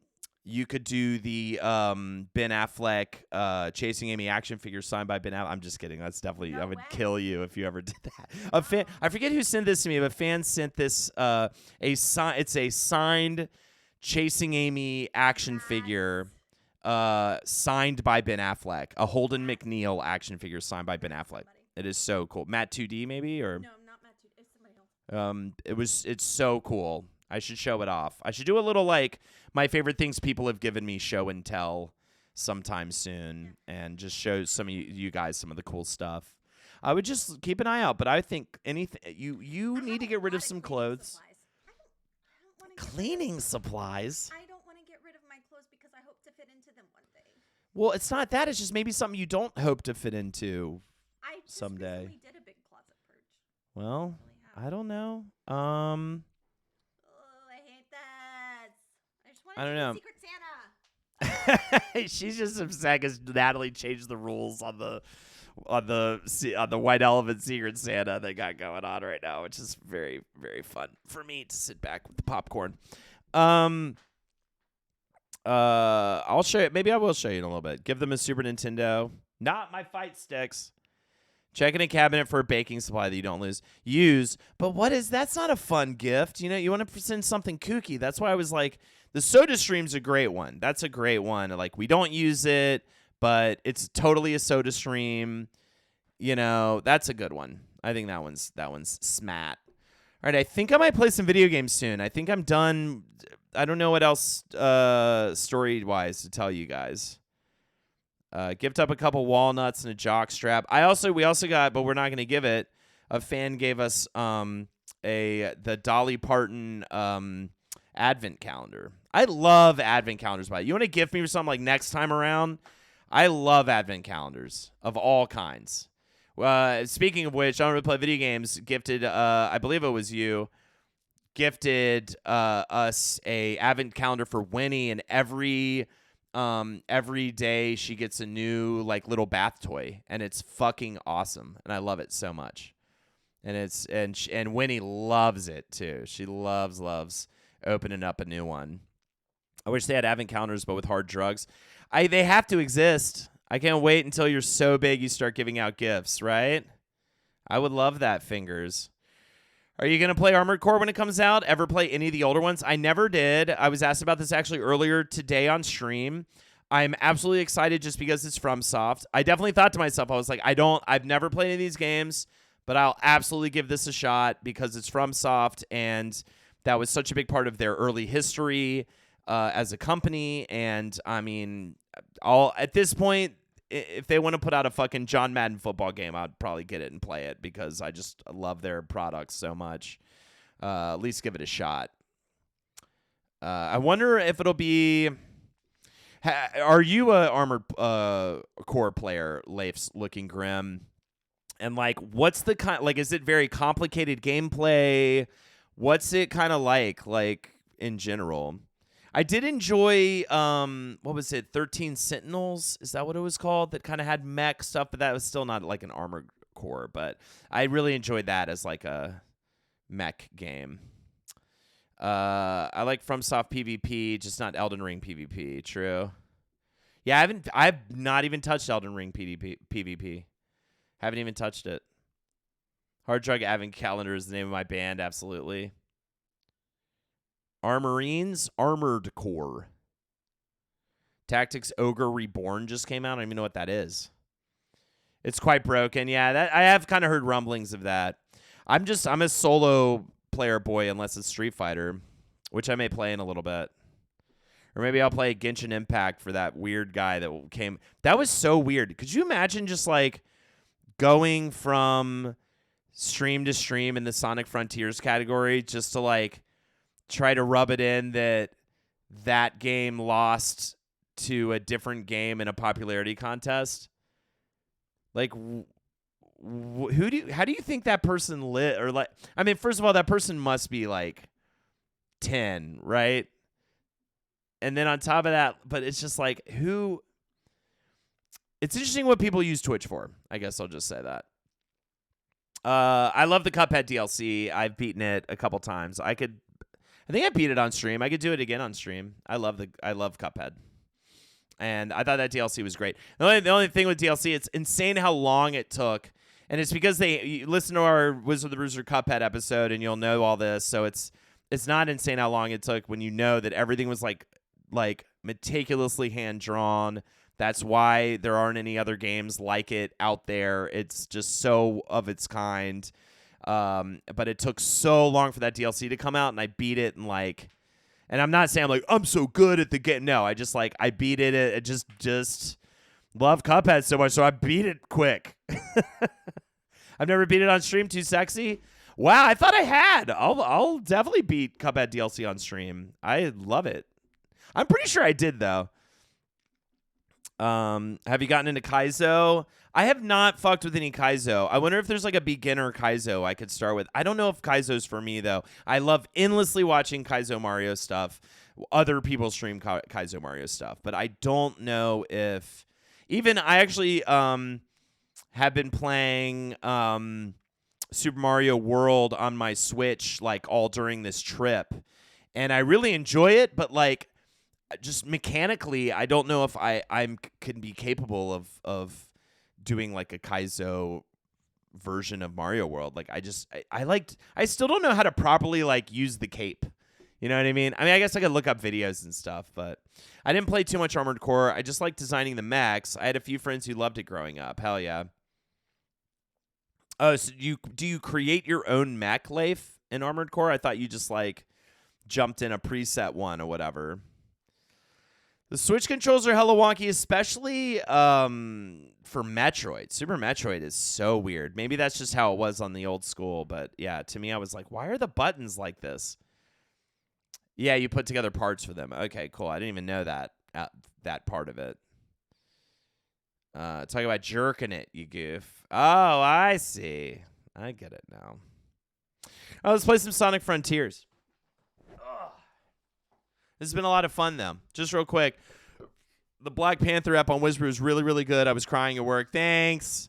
Always feels like I'm putting myself out there a lot when I get emotional on podcasts, but I knew it was kind of inevitable for this one because, like, I wasn't even, like, this huge Chadwick Boseman fan before, getting into... I will always say everyone needs to watch Ma Rainey's Black Bottom. It was, I think, the last movie he did that he was in, and that's the movie that made me emotional about Chadwick Boseman because, A, you can really tell he is, like, just at the end of his life battling cancer. He's really frail. He's really, like, you can just see it. And he is just so good in that movie, and then he does this monologue that will kill you. It is so well done. It will just gut you because his character is screaming at God, and it'll just like knowing what's happening in the background of it. It'll just absolutely it's you gotta fucking watch it, man. That's all I gotta say. I think it was streaming on Netflix when I saw it. I don't know if it's still on there. I just finished a roundtable with Che where the segment was about the weirdest things you've jerked off to. During that stream, I remember Jackie saying, "Pepper spray me in the pussy so I can feel alive." Show of hoes. Who isn't wearing pants right now? I can't do a hoe. I'm definitely wearing jeans. Isn't that interesting? Black Panther's awesome, Slutty Change. Am I racist? No, I don't think you are. Black Panther's really good, and Wakanda Forever is a rumination on grief. It is a fascinating Marvel property. But listen to some old roundtable. Are these streams the new alternators, Holdnators Ho? The new alternators? This is where my legion exists. This is where I'm building my army so that I may one day crush the world, or at least destroy Croatia. By the way, dude, can't believe that victory, man. Can't believe that. I think they cheated, man. I'm almost certain they did. I don't even think they knew that soccer was like a game or like a, I thought they thought soccer was American football or something like that. Theatrically racist, yeah. No, you should definitely check it out. I think you might just have superhero fatigue like a lot of us. I love all the Croatia talk from you guys. Yeah, absolutely. I think they thought, yeah. So I didn't even know I didn't even know they knew how to play it, what a game was, or that games exist, much less that the World Cup exists and soccer and everything. So it's pretty interesting. All right, ladies and gentlemen, here's the link for Donors Word Time. Thank you so much for all the subs and gifted subs. Greatly appreciate it. And let's play a video game. While I'm on here. This is such a nice surprise, though. I knew I was going to maybe do some chatting up top, but honestly, this is really, I think I was more in the mood to, I forget who initially said, you could just talk, you don't have to play a video game, and I was like, actually, I am kind of in the mood to do that, even though, like, my voice is, like, I'm already starting to feel that it's getting to the end of its limit, after so much talking over the past few days. I did have a lot to chat about, for sure, and so it was kind of nice to just do that for a little bit before getting into Gamelinton. But we'll keep chatting. You can keep asking me questions about the olden times and, all that good stuff.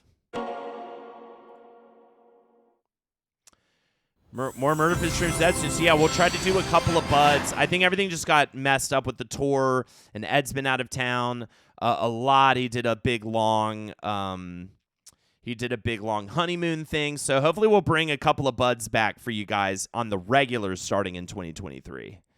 Maybe I'll see, too. Maybe he wants to do a couple of buds with me here, because I know he's staying here while everyone else is going away. So I'll see if he wants to do a couple of buds with me. That's actually a great idea. What was the mightiest beast you have ever slain? Oh, that's a good one. I'd say probably one of my ex-girlfriends. I did not beat God of War. I think someone did ask me earlier about God of War. Oh, this fucking game, man. This game, man.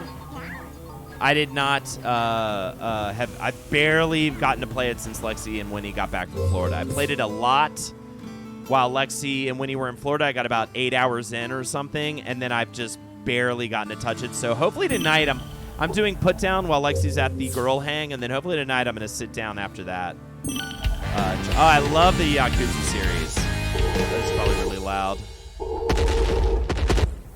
Hold on, let me pause. I love the Yakuza series. I have played Yakuza 0 and I believe Kiwami, and I love the newer one, the RPG one. And Judgment, I played the first Like a Dragon. I loved Like a Dragon. Super loved Like a Dragon. And I'll be happy for more of that. I also, though, loved the other Yakuza games I played. And I did play through all of Judgment as well. I miss video games so bad. Lol, yeah, me too, dude. Me too. Honestly, I'm like, barely getting any time in. And then lately, when I do have a chance to play, I just want to play some Switch in bed for a little bit, or Vampire Survivors, because like I'm so brain dead. But now that the show has been mounted, I'm gonna be a little bit more able to like think straight and enjoy some God of War and stuff. What do I have to do?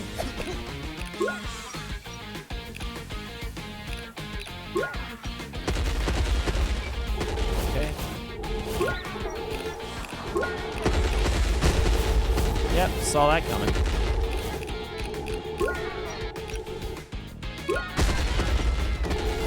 All right, what do I have to do?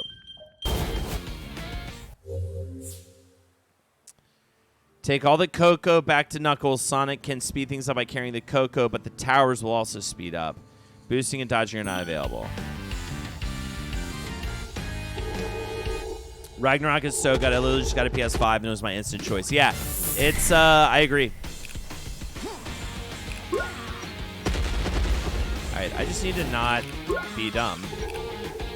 I'll just wait.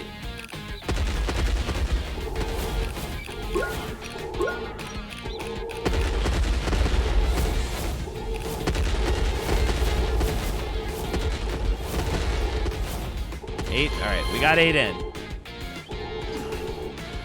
What are you doing? Ah. All right, I got hit once.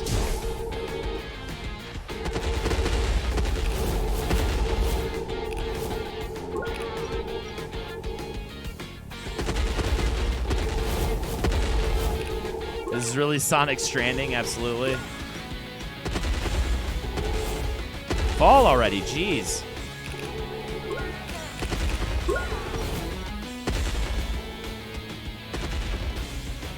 Wait, do I have them all?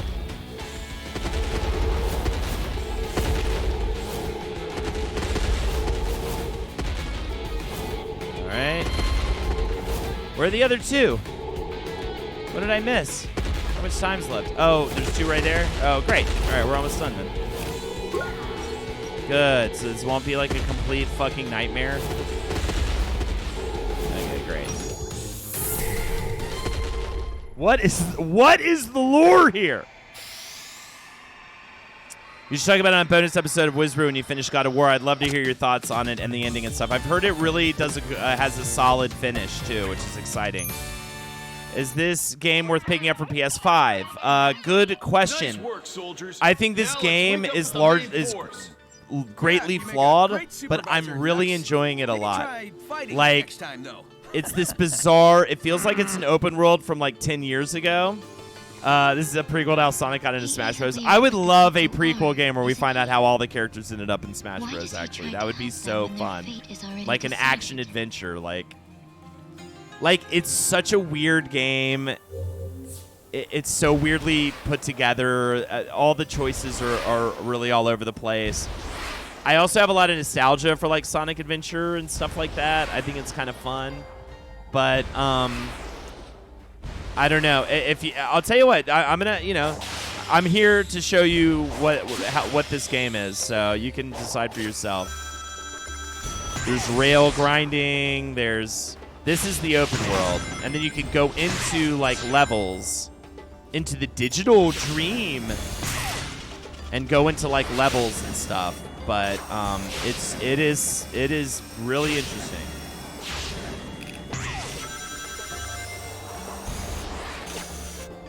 But I like kind of love it, but like knowing that it's not like just this incredible, brilliantly made thing. If you're willing to play like a weird, what feels like a weird, almost like experiment, that at times it does really interesting stuff and at times does stuff that just makes you totally scratch your head, then yeah, I think you should definitely play the game.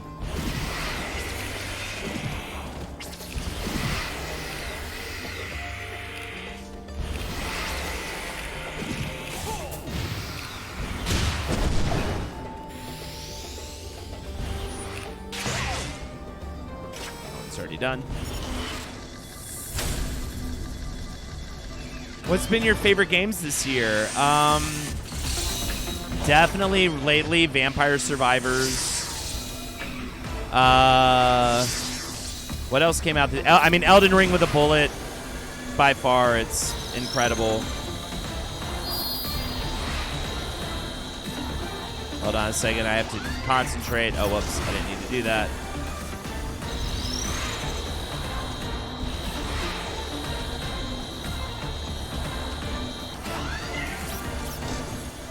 I am doing this like an idiot.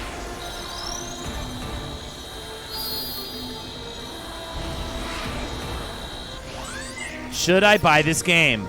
Man, it's such a hard question to answer.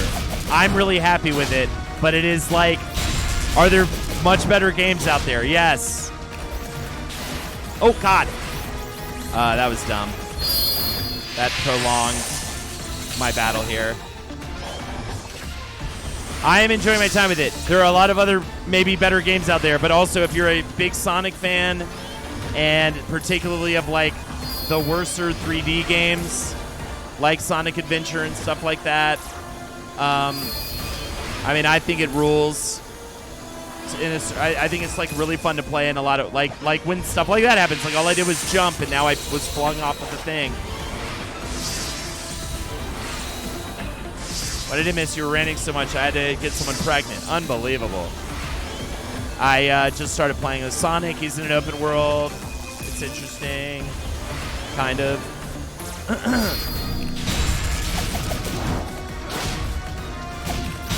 I need to get my like combo up. I see.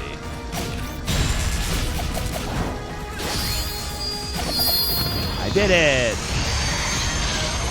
This is how the world of Sonic is, or is there a reason there's all this stuff specifically catered for Sonic to do out here? Great question. I mean, this is just, I think, the world of Sonic. Dude, sick news. I got a penguin, dude. Horrible news. The penguin's dead. I played Sonic the Hedgehog on Sega. Yeah, I don't know. I think there's like a lot of really interesting ideas in this game, and I think that it is really imperfect in a really interesting, fun way. And if you want to play like something much more striving for like perfection, then play like God of War. But if you're interested in experiences like these, like something that's kind of just doing other stuff, and maybe check it out. I mean, just if you like honestly, if you like what you see, because there's a lot of just, I don't know, choices made in this game that just feel so strange. But I'm having a fun time with it. I'm not having a fun enough time where I'm like, I need to play this off stream. Like, I'm kind of holding it for the purposes of stream, but it's cool. Like, boss fights are really weird. There's just jank. There's certain amounts of jank. The story's bizarre. This move is weird. The running around in a circle move is weird.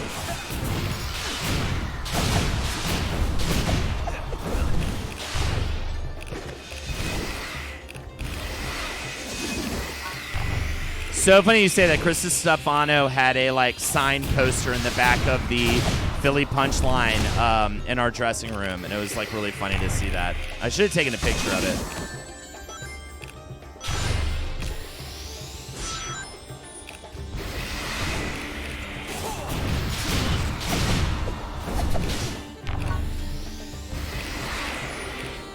That was Pokemon Legends, free and perfect, but really fun. Yeah.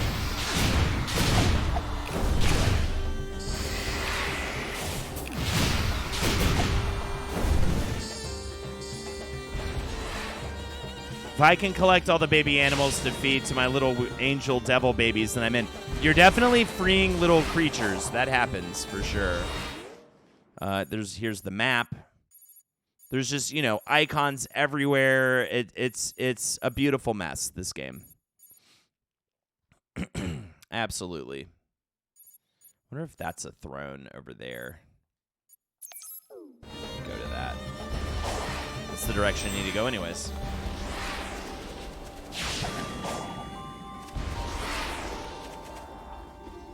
Is there a KO garden? Yeah, one of those. They have little creatures you can save. I'm not really sure what that's like leading to, though. I don't want to go that way. Can I go the other way? I mean, just look at like the placement of all of this stuff. It's so weird. And yet I'm like into it.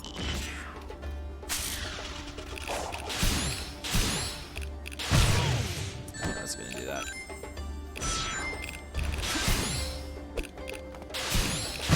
I mean, it's definitely, it's like Sonic doing Breath of the Wild, but Sonic. Also, shout outs to my boy Ian Flynn, who wrote the script for this game. Stop going into the red ones. God, like that. That is so weird.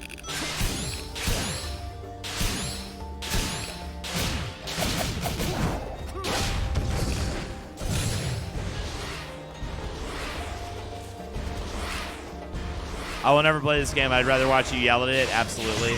How do you play a game and read chat? Holden is awesome. I mean, I'm kind of decent at it, but I have to just kind of check in every now and again. This game also has little moments where I can like look at chat, which is another reason why I'm enjoying streaming it. But yeah, exactly like this right here. I'm just trying to get past this part, and it only wants me to go a certain direction, and I'm just trying to get directly past that. All right, let me give this guy these things. There's a script, absolutely. This game's giving me Mortal Kombat Deception vibes. I don't know why. Because it's an attempt to like break into a new genre for a certain game type, for a certain franchise, and all the chaos that goes with that. Yeah, here's some script right here for you, Galveston. What are you out drinking on this fine Saturday night, chat? I am actually, great call. I am going to take 2 seconds to go get a beer from the fridge. I would like to have a beer for my final hour of stream. Yes, the subtitles absolutely do not make it clear who's talking. I made mulled wine with brandy. Hell yeah, dude. Yo, I'm excited too. I'm going to be partying with Cam Star and Buck Murphy 420 this Tuesday. I'm going to be crashing at Cammy's place for the first night in Minneapolis before I meet up with everyone at the hotel. From the past. Those defenses are impressive. So, maybe I should get some notes for my island.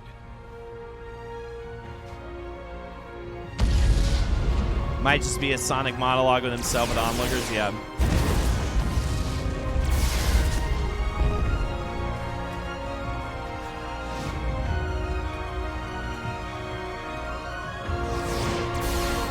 Boat shaker.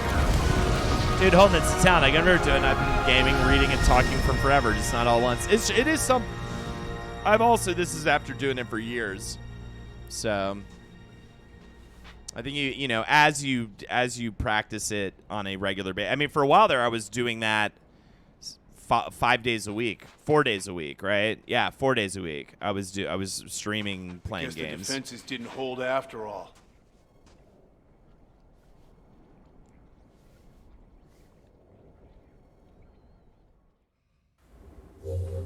All right, let me grab me drinkies. Do I have enough to? Oh, I do. Oh no, I don't. I need 30. I guess I'll get. No, I can't even get that one. All right, I'll be right back.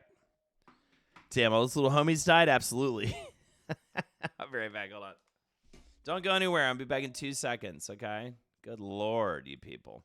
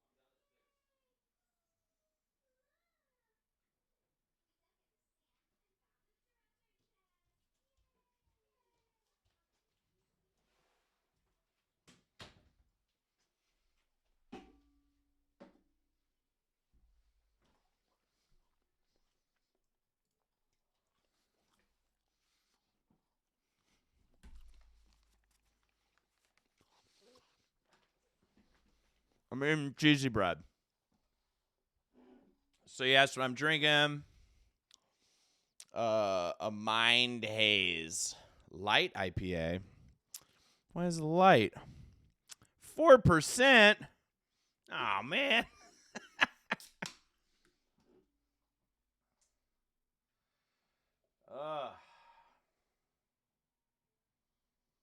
Alex got me a weak ass beer. That's fine. Whatever. She trying to tell me something? All right. Or left, I'm not here anymore. Please. God, don't go. We got another whole hour of this. I may play some Switch to Street Fighter in just a little bit. We'll do a little of this first, though. Might close with a couple matches. I got to get my reps in, man. I got to try to get this gold. It hit me how soon Street Fighter 6 is going to come out. And I still haven't achieved my goal. Wait, where do I actually want to go next? It's like up there. How do I get up there?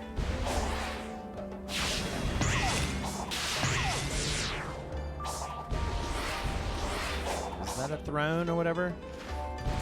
So this would be a problem. Actually trying to get somewhere in this game specific. Because usually you just kind of fly by the seat of your pants.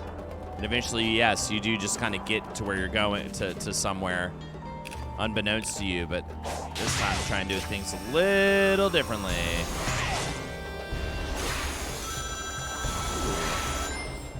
It's kind of neat.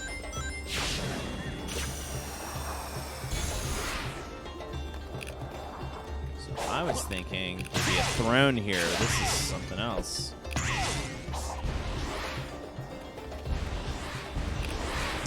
This is something weird. Whoa, what is that? Street Fighter 6 is out. It's not it's not specific. It's just 2023, but I have a feeling it's going to be kind of early 2023. That's what I'm thinking. I've already done that one. This is why I shouldn't even try to go anywhere specific, because you just end up like not making progress or doing anything of interest. So I think early 2023, and I'm like back at Super Silver ranked, so I am like so fucking just not doing shit in that game that I want to be doing. So let me make myself really upset and get even less progress today. That's what I'm thinking. Which would be perfect as Galveston is watching, and the man loves to see me fail, so it'll be wonderful for everybody involved. I'll get my reps in, I'll fail for Galveston. Seems to be made by people who got hideously drunk playing Breath of the Wild, and this is what they remember. Yeah, dude. No joke. Hey, baby love. How you doing?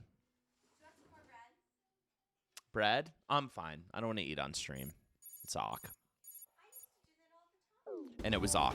And I would get so upset. I'd be like, honey, can you not chew and talk to chat for the next hour? Remember, I had to talk to you about it. I was like, can you not eat all this food while streaming? That was forever ago, though. Okay, you want to say hi? Baby love wants to say hi. Winnie girl wants. Look how big she's getting. Look how big. These are all my digital friends in the digital space. Yeah. Isn't that cool? They're all saying your name. Yeah. All right, are you done immediately? All right. She's over it. Oh, she's walking you up. Get your mama. Get your mama. Yeah, there you go. All right.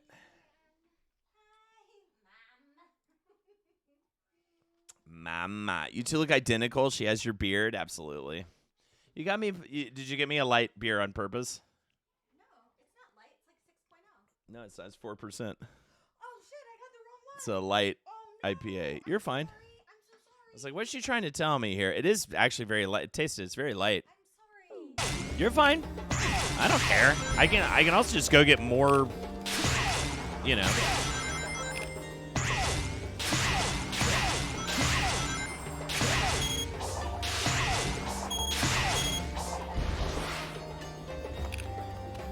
That's funny. You're fine. She was just explaining to me the gaff. I've almost caught up on the Whisper bonus backlog. I almost exist in real time with Holden. Hell yeah. I love catching up on something. And get sad at the same time catching up on something like that. Now I'm like, yes. Now I can enjoy it as it comes out. What is this destructive girl doing? Collect vault keys from portals. Okay. Well, this is the only portal I've found. I need to go back here. I need to go like all the way back here and find more portals, I think. So I think I'm just going to set a marker for like here. And I'm just going to head in that direction. Very far away. This is probably going to take a minute. Especially because I can blink essentially and end up like in a direction I don't want to be in.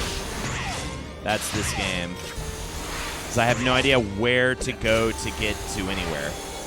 Like, I'm back at this part again. All right, but that's fine, actually. That's good because I'm high up.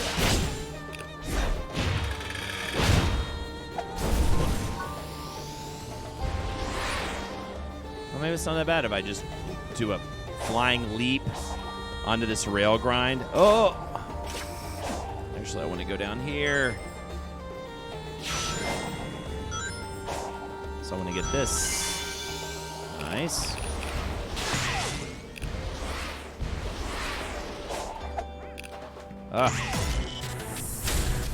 Sumo! This is what we're walking at, only with help. Not on our own. Just crazy because Hero was walking so many years ago. All right, this guy, yeah. We'll fight this guy. Ah!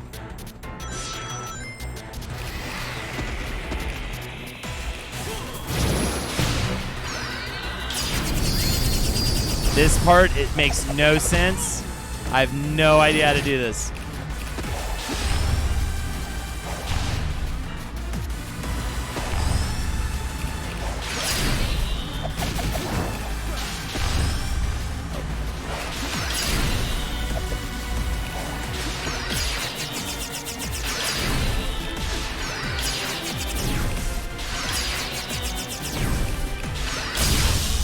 Like, what is happening in this game? Ah. I guess that worked. I think I should have hit him more.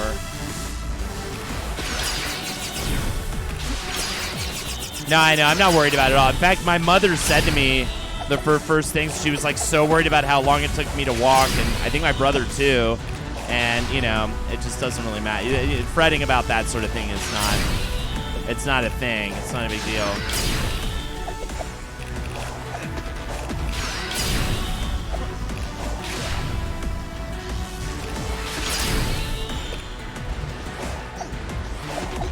Sorry, I can't really hear you. You're talking to me. Probably talking to the baby, though. Ah!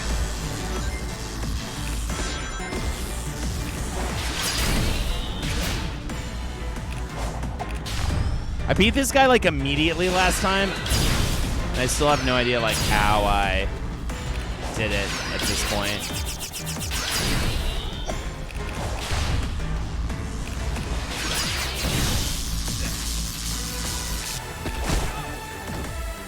Come on, stop falling right there. Okay, I got him hurt a little bit. What? Why? Oh, is he doing some bullshit?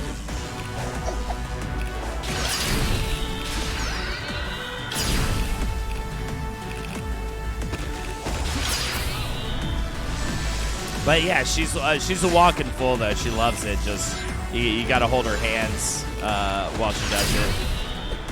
But I know she's real close to full on walking. What'd you say? She's not. She's just so smart. She knows like what's just easier.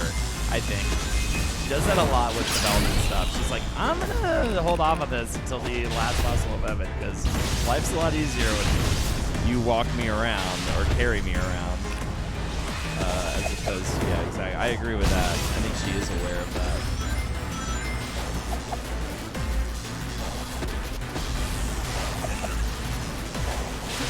Why can I no longer bounce off the walls? Like, why did that change? I'm so confused. What happened?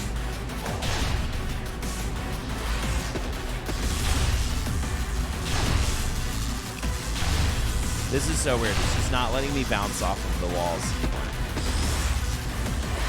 Right? You see this? Like, that's just happened all of a sudden for no reason.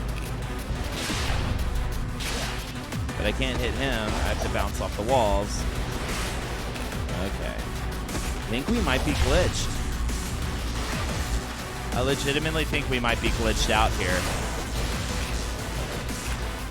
This isn't frustrating to watch at all. Maybe I'll just run around him like this.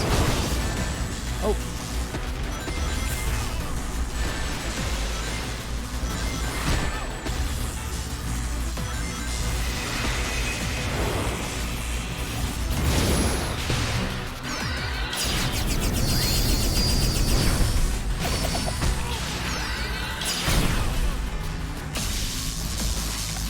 Hopefully I'll end it here.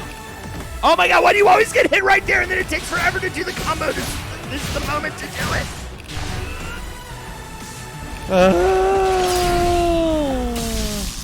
Exactly, Galveskin.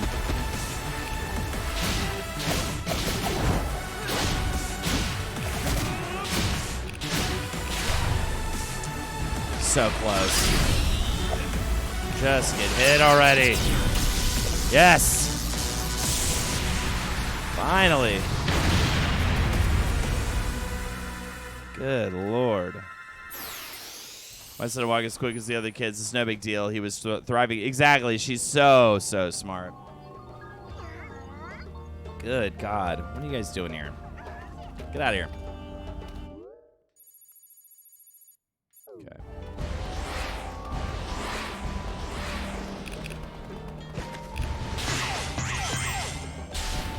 See, like that. I was trying to head in a certain direction. I thought that would lift me up there, but instead it just pushed me away from where I'm heading. This game doesn't want you to go, like, back to the beginning of the level, like, at all. Jeez. Oh! Only for Winnie. JK, love you all. JD Panda with the 50. Thank you so much, dude. Holy shit. You guys are fucking awesome. Damn, I might even try to stream tomorrow night. I'm gonna definitely. I'll be back on Monday. I will. I have to record Wizard the Bruiser at night, so I'm gonna have to end the stream earlier than normal. So I'm gonna try to start it earlier than normal. And it'll be another gaming stream like this. Maybe I'll just come up with more storytelling topics, because that was a lot of fun. Hell yeah! Thank you, JD Panda. Are you making any of the shows? I would love to fucking kick it with you, dude. Some point, or just like anytime you're in LA, man. Figure it out. I really want to do for the LA show. I really want to try to get that karaoke room again as well. So hopefully we can make that happen.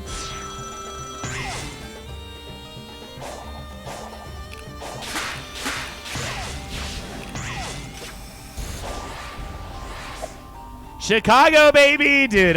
We're and by the way, that's my last show of the run, so we're gonna fucking party after that show, all right?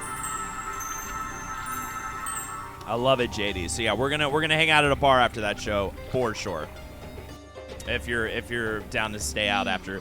The VIP thing goes till about 11. So the show's at 8. It's an hour 40 at this point. We usually start about 5 minutes late. Sorry, we have to enjoy this lore for a second. That is irrelevant. Knowing, not knowing. It will change nothing. There is nothing you can do. You have a lot of fun parenting to look forward to. Mike has made me learn Blender so I can make characters for his Roblox game. Hell yeah. Yeah, I wonder if Winnie's going to be doing Roblox. It seems like that's the thing. Jeff's girls are also doing Roblox all the time. It seems cool. You know, he said they've been really on top of looking at what it is, and it seems like it's not destroying their minds. Roblox is hideous. I know. I hope I can get her interested in some of the stuff I love, like Mario or Elden Ring. God forbid. How? Oh my God. If Winnie wanted to like do a playthrough of like Dark Souls with me, I would be in such heaven, man. I would be in absolute heaven. Why is there another one of those bosses there? Like, how many do we have to fight? Oh, is that a throne up there?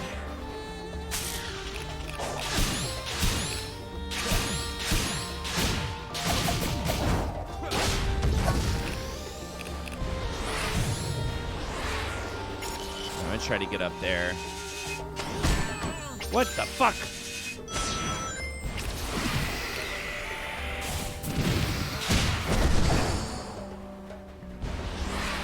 To get up there.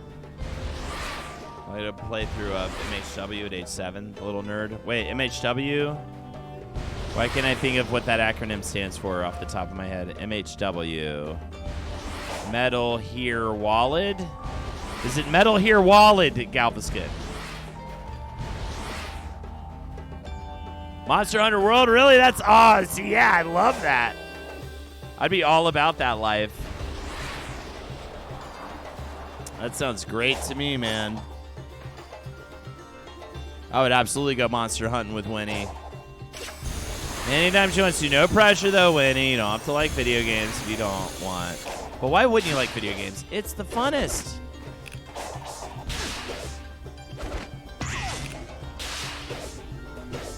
The problem is, I don't want to fight this guy. I don't want to fight the boss. So, I want to get up there because that looks like a level that I haven't played yet. But how do I get up there? Do I get up there from here? I don't think so. I think I just did this, right? This fucking game is maddening, man. Okay, that kind of got... Oh, come on!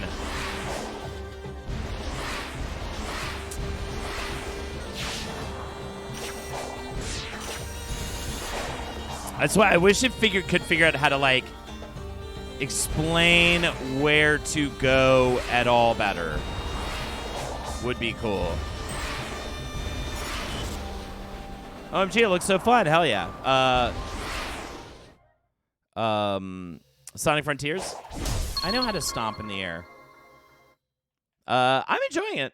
As much as I complain about it, I'm really having fun with it.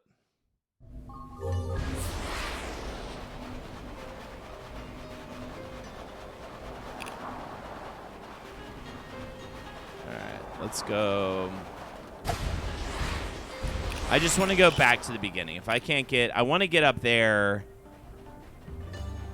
where it looks like... I'm trying to find... Okay, this is what's crazy about this part, about the desert.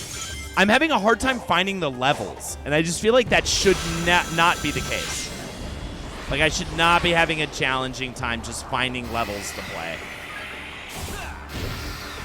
Oh, I found a ball key.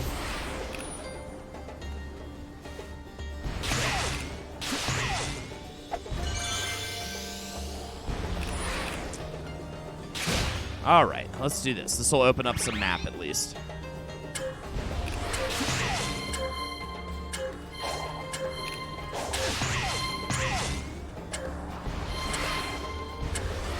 Oh.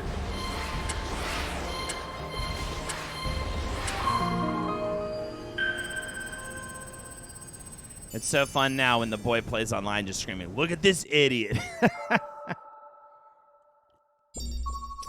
It can definitely be maddening not be able to get where you want to go, but I love how fast he's going. Well, it's like a roller coaster. Yes, it's totally like it's like fucking pinball. It's crazy.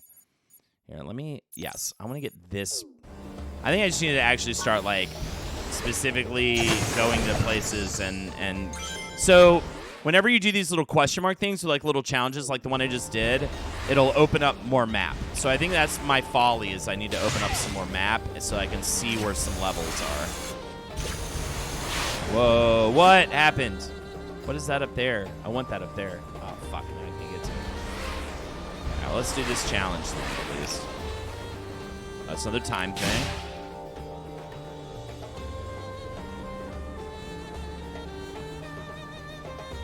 Fell asleep for the last hour of the stream. No shade, though. I was literally up all night holding this gameplay ASMR. Hell yeah, Sheriff Force. I love it. Please, I'm happy to give you some slumber times.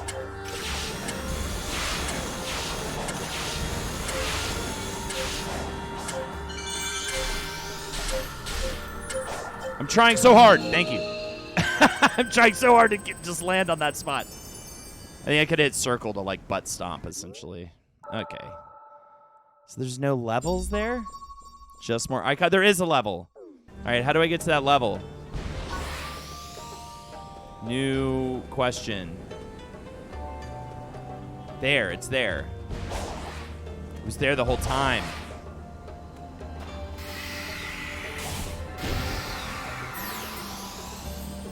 Ooh, this music's kind of sensual. I'm gonna give Sonic like a erotic back rub to this music. Oh, I just saved there you go. So I saved some creatures. Someone was mentioning that. Yo, it's on the drink menu. I asked Lexi to give me an IPA. She ended up accidentally getting me a light IPA, so it's unfortunately only 4%. And it's not breakfast, but I'm having a Mind Haze light IPA. And honestly, for now, it's just what the doctor ordered, because I still have to, like, make dinner or have dinner and do put down with Winnie and all this stuff, so I don't need to be getting too lit right now. And later I have some red wine I'm going to have. I might get a stronger IPA option tomorrow. But this is nice. This is a great, oh my God, how did I miss that? This is a great, like, day drinking beer. I keep missing these.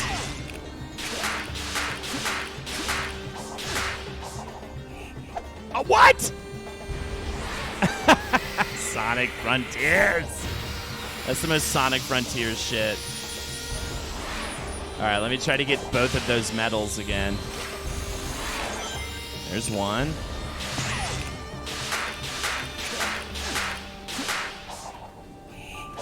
There's the other. And we can play a level.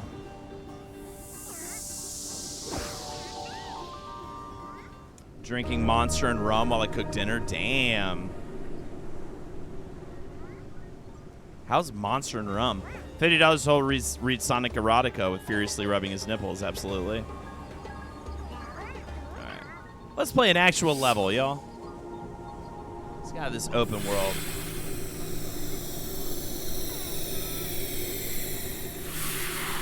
Holding reacts to Sonic DeviantArt. It's kind of like essentially the first segment of the Wizard and the Bruiser set, but it's not just Sonic.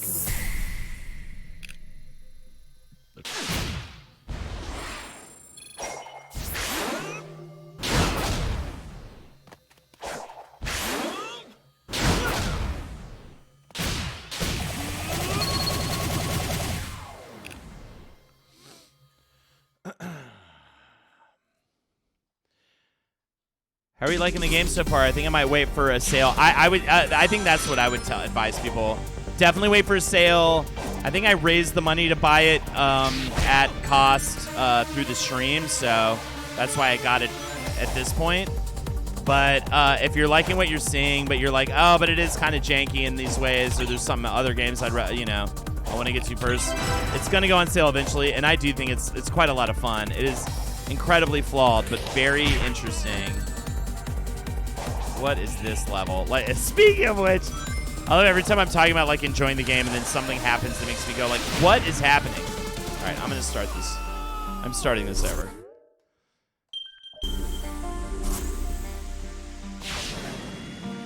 Ka-chow, Sonic the Hedgehog. Yeah, cool. All right, I gotta stop hitting the fling yourself off of the stage button. That is R2. That makes you go all fast, but it gives you a boost, but I think this is not the part of the game that you want to boost like that. Oh my God, dude.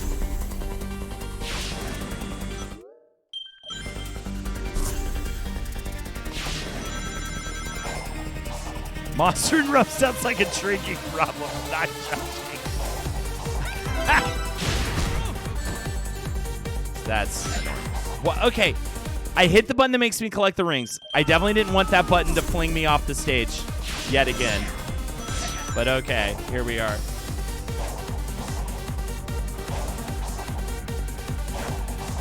Mushroom sounds like a Chad Rhodes whole album.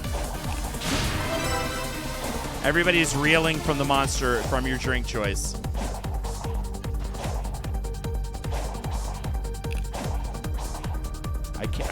There it is. Jeez. I'm like, can I just not get this thing?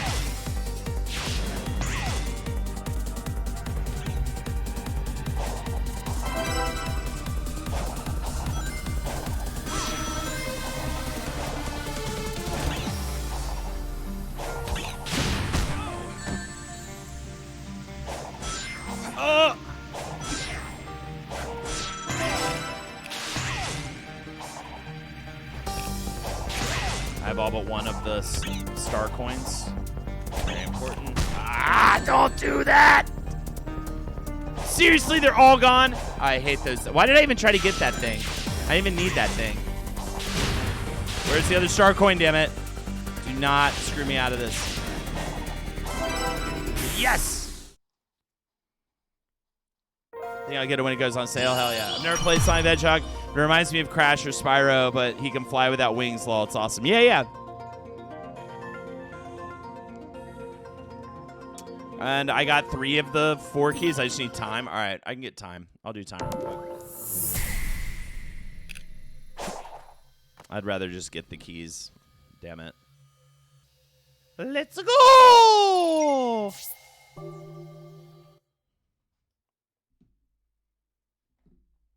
Shit, man.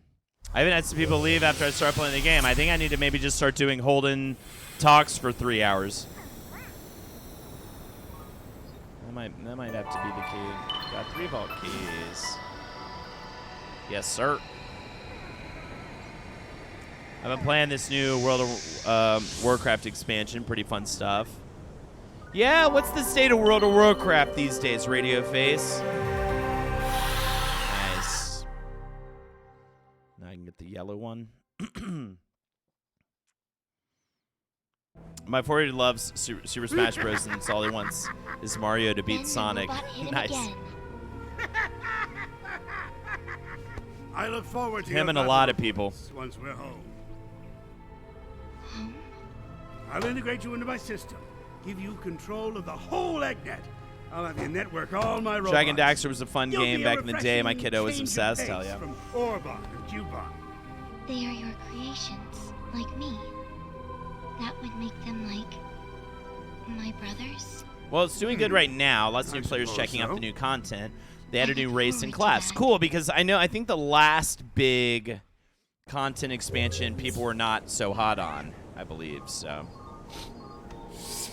I'm going to go ahead and get this other key because I think I can get the time. Think I can get the time. Thing.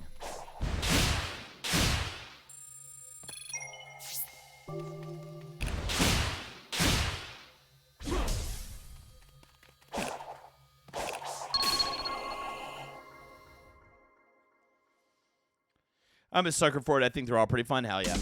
Love what you love, man. Don't anybody change that. Oh, my God. Is he going too fast? Yes, he is. But he doesn't care about coins anymore. Probably going to do this very fast.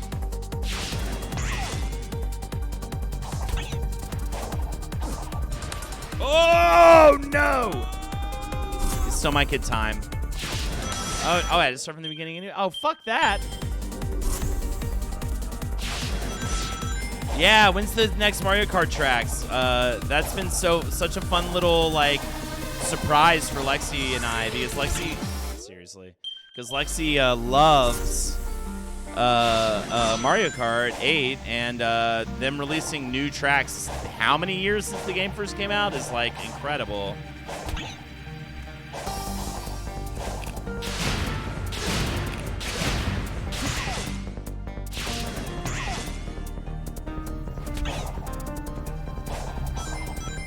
I just gotta not do the boost thing, because every time I do that, I fuck up, because it just throws me off these platforms. It's actually a game where you just want to, like, a level where you just want to, kind of keep it moving, but not too crazy. Ah! I should probably get this. That's probably going to be speed. I can't see. Yeah, there you go. Nice.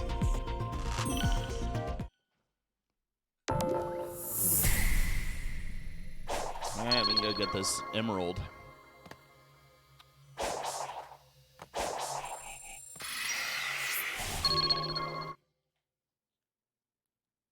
Community Mario Kart tourney would be hella fun. I could dig that.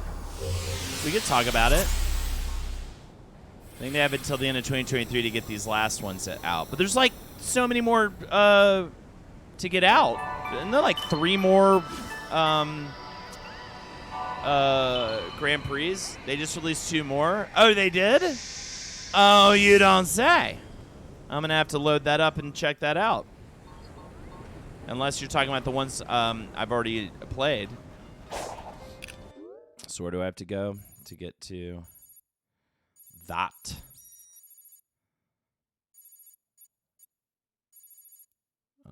Where's the yellow one? Oh, it's not going to show me because I haven't opened up the map. How do I open up this part of the map? Also doesn't want to show me that. It's fucking annoying. Well, it's definitely way over there. At least it's giving me a guide point. I think I might want to go to this. There's this. Or actually, no. This. Let's go to that. So I'm going to open up some more of these maps. I guess maybe I won't play Street. Actually, do I play? All right. Street Fighter or more Sonic? Tell me in chat.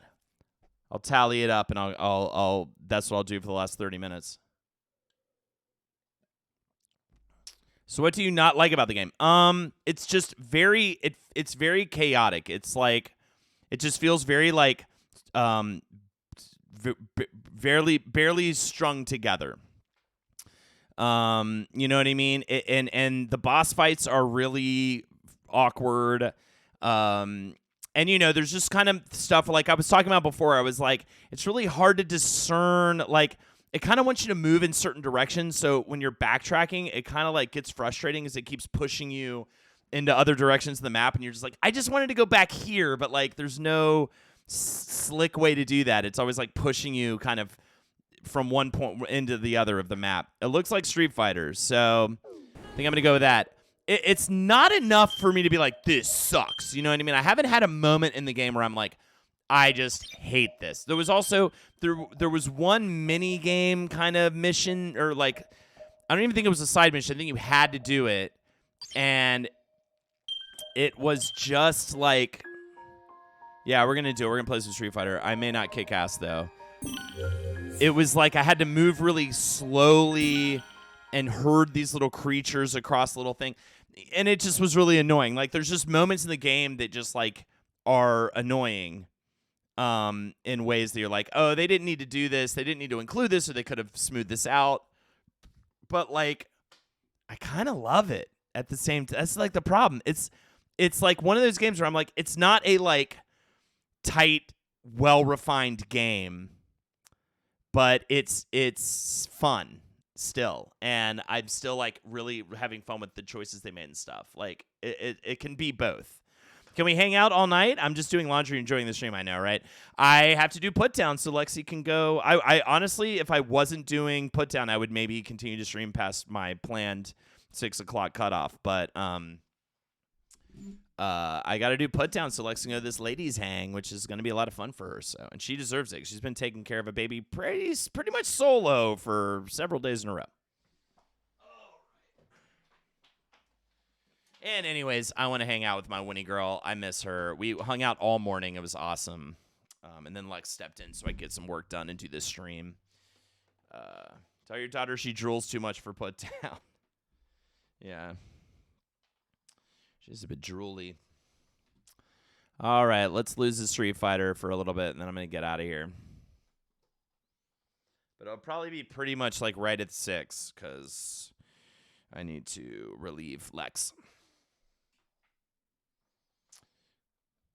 All right. But this has been great. Really fun hang in the beginning. Maybe I need to start. Well, Saturday is kind of my day off, but it makes me want to stream more on Saturdays because you guys have been awesome. This has been a really cool crew. Thanks. I was about to do that. I don't play video games. Thank you so much. There's the link for donos. Hit that sub. Smash that sub button with your forehead. until you fucking pass out. I feel that. I like a nice storyline to get attached to. Yeah, and the storyline it's bizarre. It's definitely a little obtuse, but it is there, and that's nice. It's funny, this playthrough just now though, I'm like, oh yeah, I want to go back to the first map and like clean it up off stream, and you know what I mean? Like, it's definitely a game I'm enjoying. I may even go back to Sonic off stream like a little later and do a little cleanup with collectibles and stuff in the first map. I like didn't unlock the entire map. I want to do that. So let me get this shit going. Did that work? Or do I have to do window capture? Oh, maybe I have to do window capture. All right, fine. I'll do stupid window capture. Jeez. I think Sonic Frontiers is only game capture setting. This is all the production suite. Sorry, OBS, if you're not familiar. Open broadcast software. It's kind of incredible how it's free online. So, like, anybody can kind of start streaming if you have the proper hardware. It was nice. Surprised to see you pop in on my phone. I scream at my husband holding his streaming baby. He's live. Awesome. I just uninstalled Street Fighter 5 or else I'd let you slap my tits around for a while. Good luck regardless. Thank you. Zhuzh up Sonic Frontier a little, yeah. Yeah, OBS is kind of incredible for what it is and what it can do for so many people, such as myself. All right. Changing the name of the game. So don't worry. But I think I may immediately play ranked. I mean, I gotta play. I gotta start just working the program, as they say in rehab talk.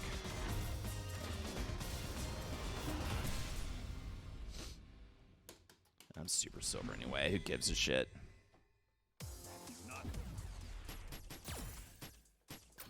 Fuck it. I'm doing ranked. If I go down to silver, I just get to play people who are silver and ultra bronze again.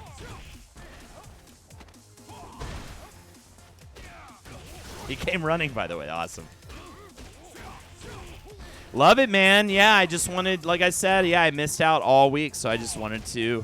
Part of me coming back a day early was like, oh, I could get a stream in and make up for a little lost time with you guys. And it was so worth it. Couple $50 donations. We had a bunch of subs, bunch of gifted subs. You guys have been incredible. Again, yeah, I don't know. I already said the thing about the donations, so, and the subs. So I'm saying it again in spirit. All right, let's see what happens here, ladies and gentlemen. Let's see what happens.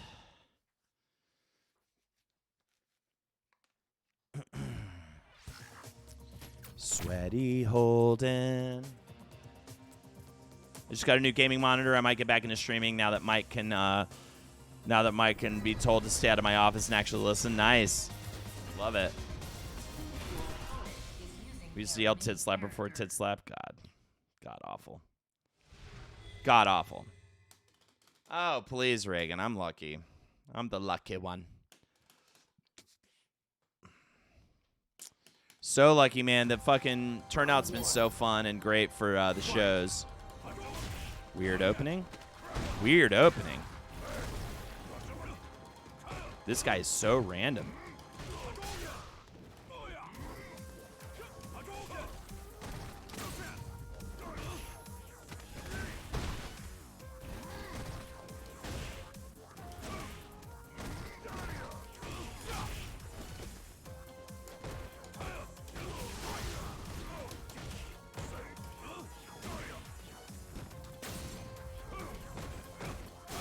Oh, what?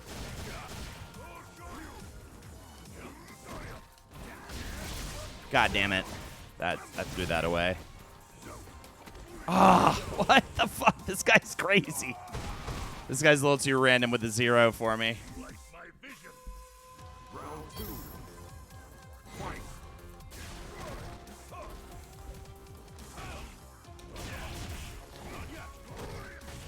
What? I'm blocking. How did that happen?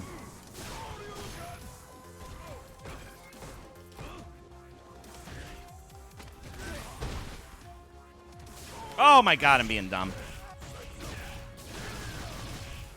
No!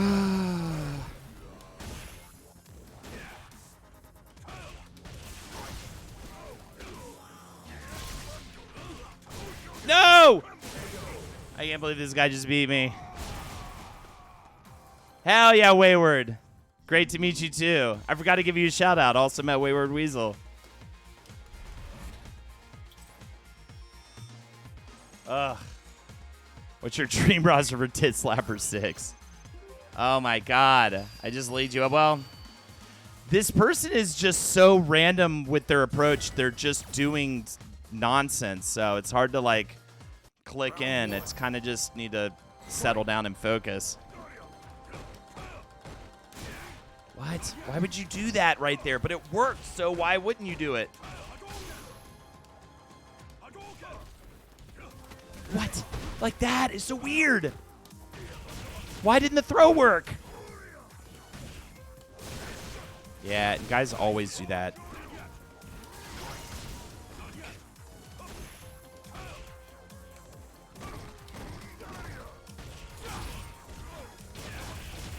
That Tatsu is so nuts.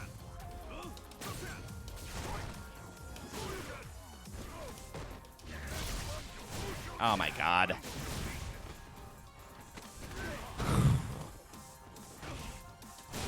No, why?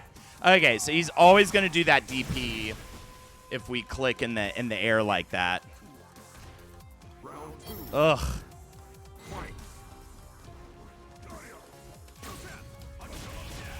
That Tatsu is so nuts. See, oh, and that didn't punish?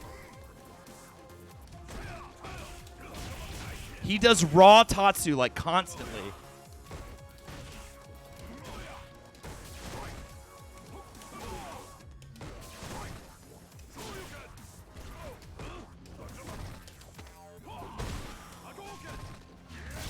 Fuck me. I didn't realize he had V-trigger. What? Oh, he's so random. I can't get. No, not gonna do it this time, dude. Oh my God, he still wins. I hate this game so much. I hate this game so much. How did he win that? He was so random. He was just doing insanity. I see you still jump like a silly goose. I am right now. He was so crazy. I hope I get to play him again. That was so crazy. That was just like, he was doing like raw Tatsus on Wake Up, like DPs at like weird ass times. I mean, obviously he fucking won, but that's what drives me nuts about this game. I'm like, God. I just can't. Sometimes I just can't handle. Like someone's just being so nuts. That's what I'm saying. It worked. I mean,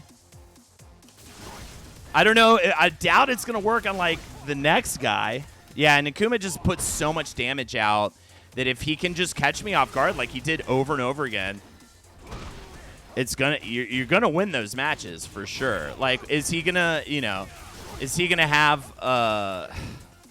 Is he going to have any consistency? No. But holy crap, man. That was like the worst like first matchup for me because it's just like random guy who has no like approach. That was insane. But I was doing V trigger like that, you know what I mean? Like that would have changed stuff. It's like the powerful whiffs of confused fools in Rocket League throw me the fuck off. Yeah, it's when it's just so like, it's like such a, because you play with the idea that like they're not gonna make this crazy choice. Like why would they make that crazy choice, you know? But sometimes that can really work out. Well, I hope I get to play that guy again because I'm pretty sure I could beat that guy. And I didn't even get a round on him. That was the other crazy part. I think if I had gotten a round on him, it would have like thrown him off and he would have started playing different, but I just couldn't do it. And he had that V-trigger too kind of set in. In your opinion, is it good etiquette to have a fighting style or is it whatever wins? I mean, A win is a win is a win. It's just sometimes on these earlier players, they can just be so fucking random that you're just like,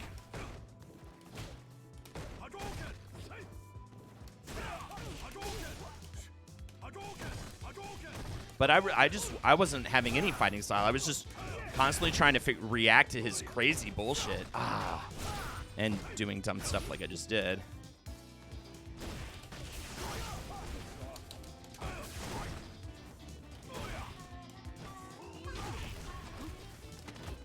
Shit.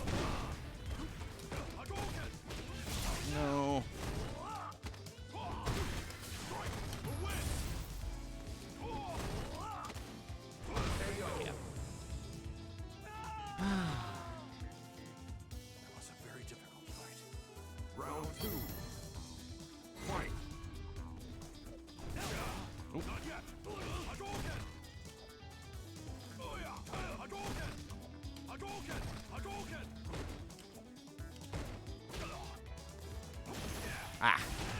That was good.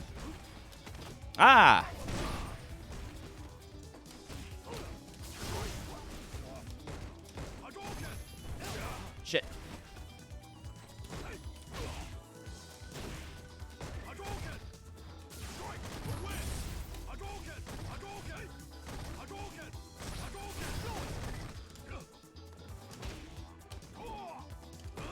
That was a missed jump.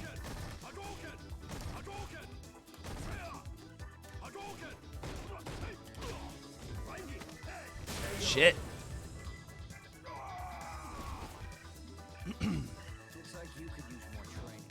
Yeah, whatever.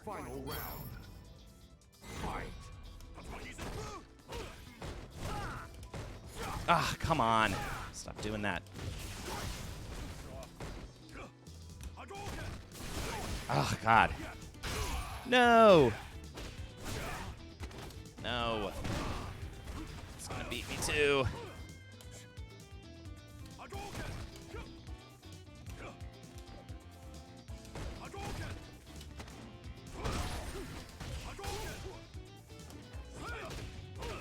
That was not the button I meant to hit.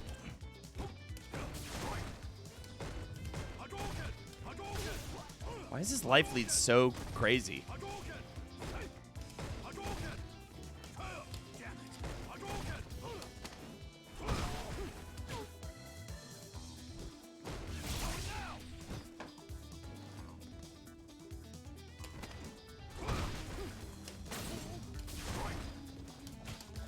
No, I was hitting throw. He beat me again.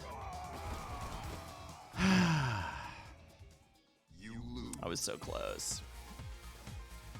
How many presents? But how many? 5 or 6? That's what she said to do?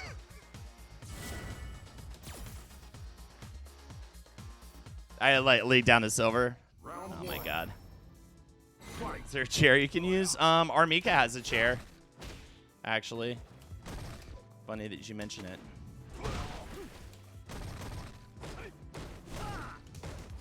Stop doing the leg kick accidentally. Throws are working really well on this guy. Not much else. There you go.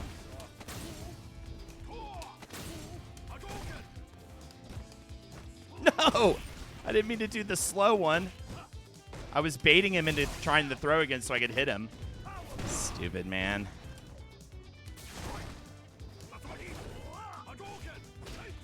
What? How? Mika's a cool character. Looks like you could use more training. I need this embarrassment to force me to get better. God.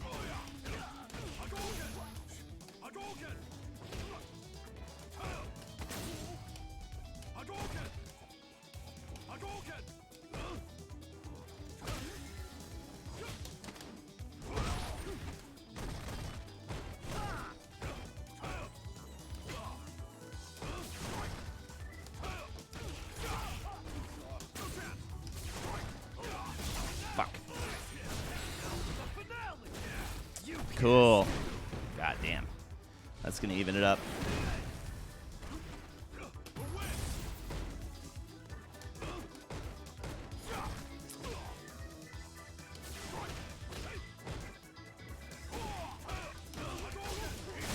Fuck yeah, dude. Finally. Is that the first round I've gotten? I think I got one on him. It was a very difficult fight. Final round. Fight.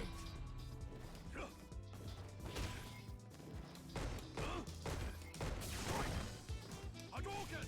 Hadouken! Damn it! Hadouken! Hadouken! Finally learned how to anti-air again.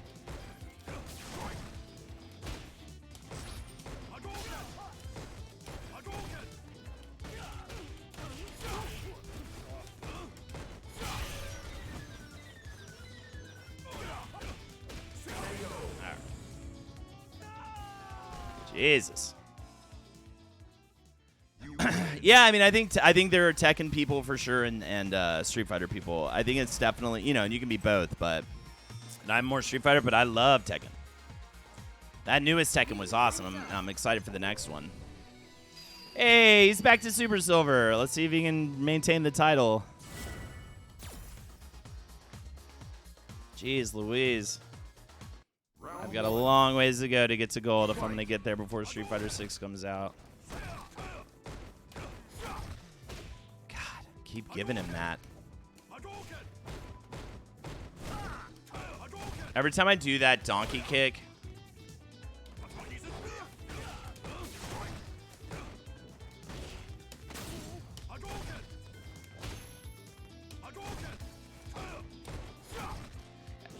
oh, that was overhand. Ah, every time I do that donkey kick, it's by accident.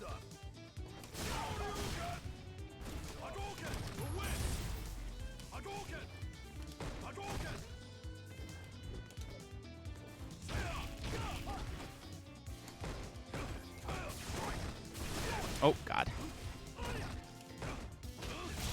No. Fuck me, man. That was almost great. Ended terribly. MK's amazing. Soul Calibur's great. All had great entries the last round. Except for arguably Street Fighter V, but I like it. I'm a Street Fighter V apologist.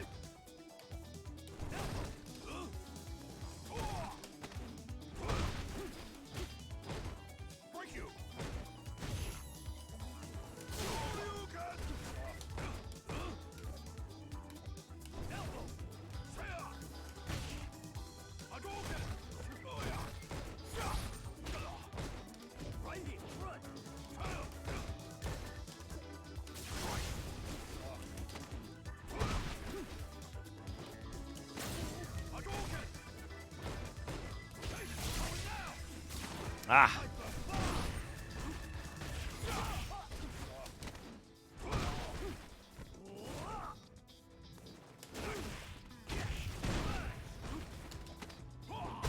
There you go.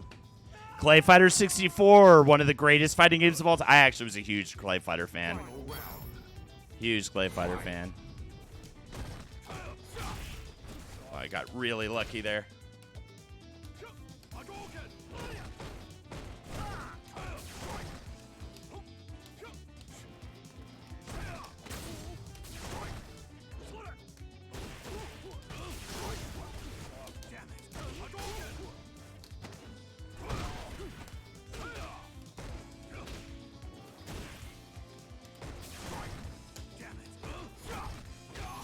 That sucks.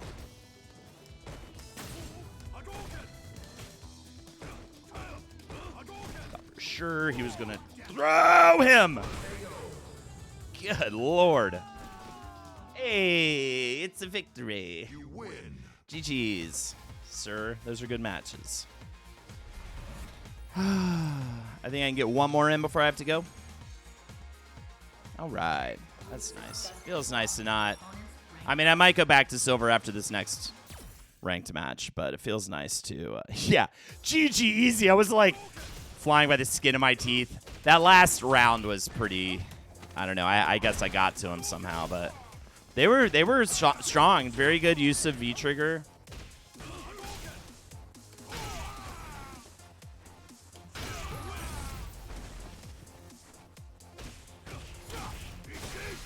See, I don't want to do that though. That's what I want to do. Oh, what am I doing? Oh, it went away. All right. Yeah, soundtrack is fire. Hell yeah.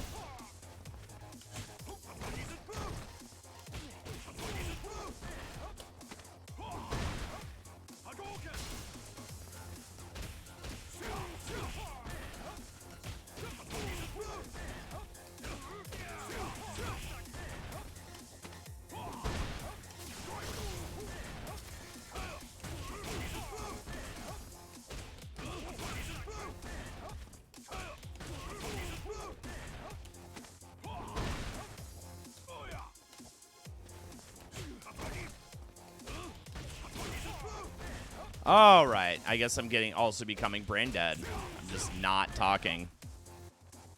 This always happens. Every time I want to do one more, it takes forever to get a match.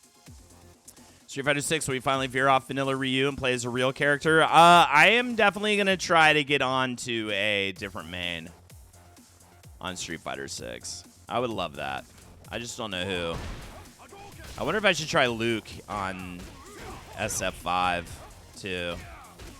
Just because apparently he is just kind of what's for dinner right now in competitive. He's just a very strong character. Marissa looks rad. I'm so glad, what is it, DJ or whatever, the Jamaican dude, I'm so glad he's in it. They just announced him.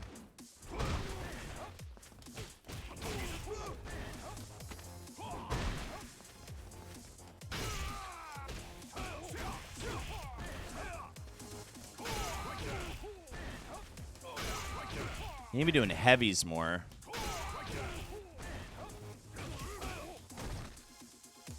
Of course, I cannot find a final match. If I don't get a match soon, I may just have to call it, because I do have to jump in and get stuff going with Winnie Girl.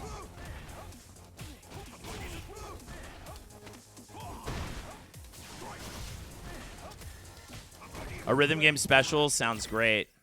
Damn, all of my connections have been 3-bar for these matches. That's no bueno. Okay.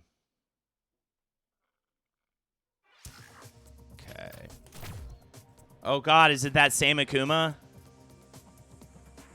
Tell me it's that same Akuma. Ugh. I kind of don't want to fight him, though. I said I wanted to get him again, but I don't want to deal with it. Yeah, it's this. Oh, God damn. And he ranked back down to silver.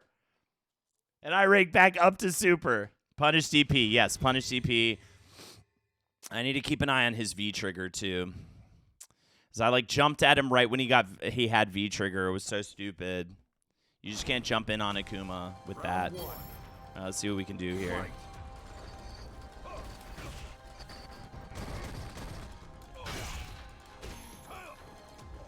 Oh my God. Should have been way more of a punish.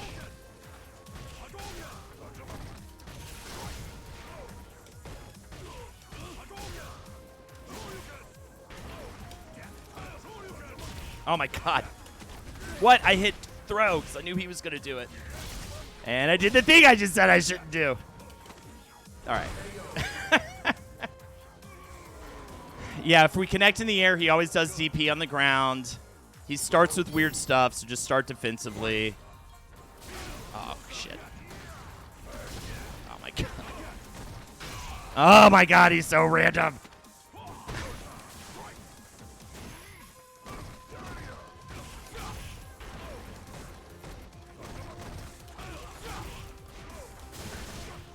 Of course.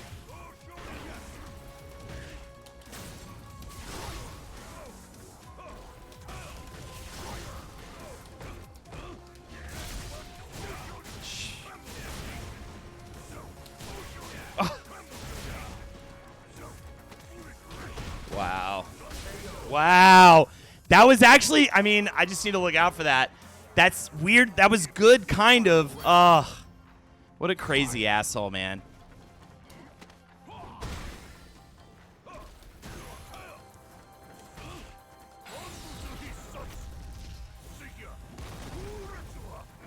Oh my god, he still hit me with that!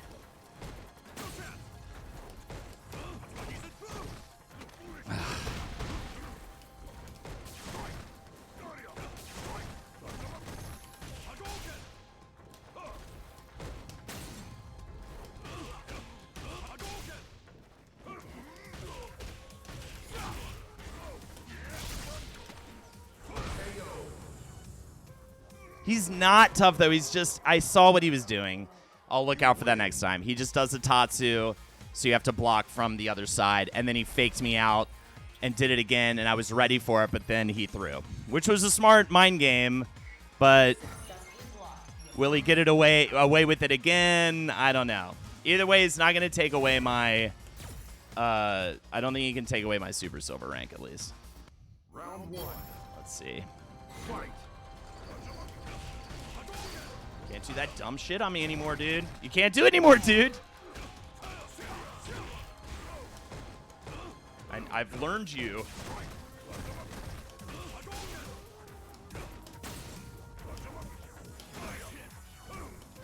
What?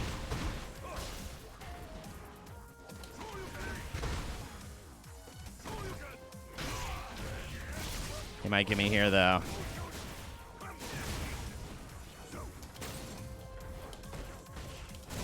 What? How did he get away with that? Jesus. I can't believe he got me just then. I hate this guy's bullshit. He's so annoying. Oh my god. Did that last time.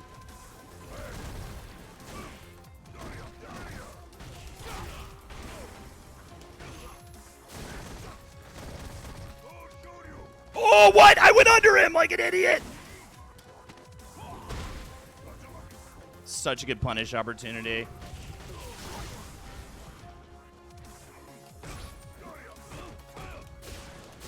What?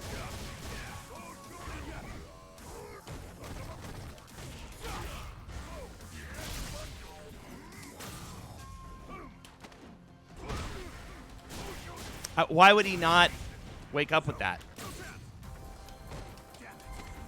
Yes, bye. Ugh. One more. Jesus.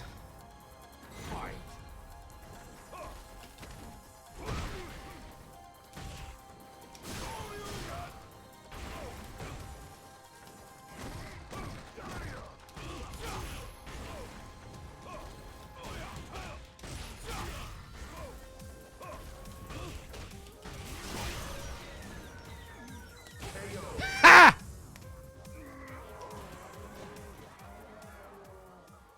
You win. Yeah, there you go. That was a great little story of how to like get pummeled by randomness. He was still doing very specific things, but what he was doing was like I just remembered all of his weird tricks. He's got these little tricks up his sleeve, and he was like, so one thing was like random Tatsus. All right, fine. I'm going to play more defensively. If you do a Tatsu, it's punishable. That's the helicopter kick thing.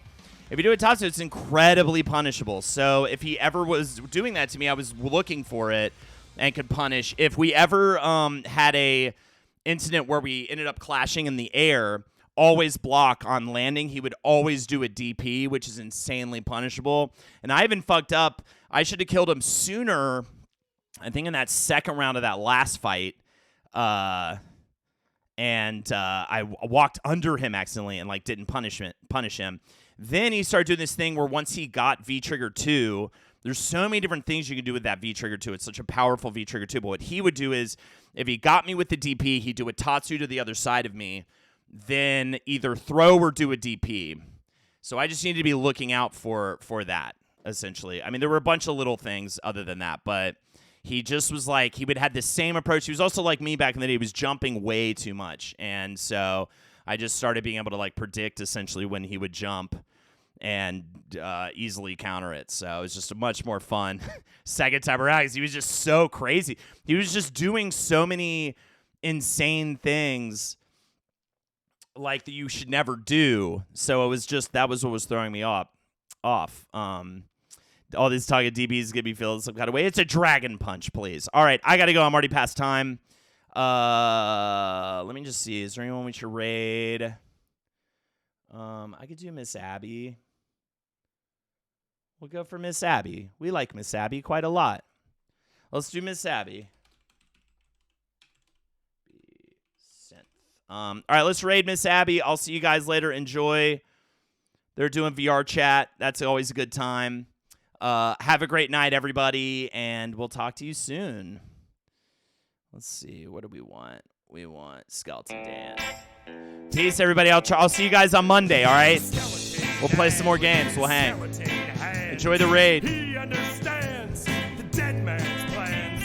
Skeleton Dan, he's a skeleton man. Stick around for that raid, son. The Krausback, Ku Klux Klan. Skeleton Dan, he's a Wall Street man. Wears a pinstripe suit with a ring in his hand. Skeleton Dan, he plays kick the can, and if you spin that bottle, you can't kiss a man. Skeleton Dan, oh, Skeleton Dan, oh, Skeleton Dan, oh, Skeleton Dan, oh, Skeleton Dan, he was buried in the sand, and then the sun came. Coming in with 20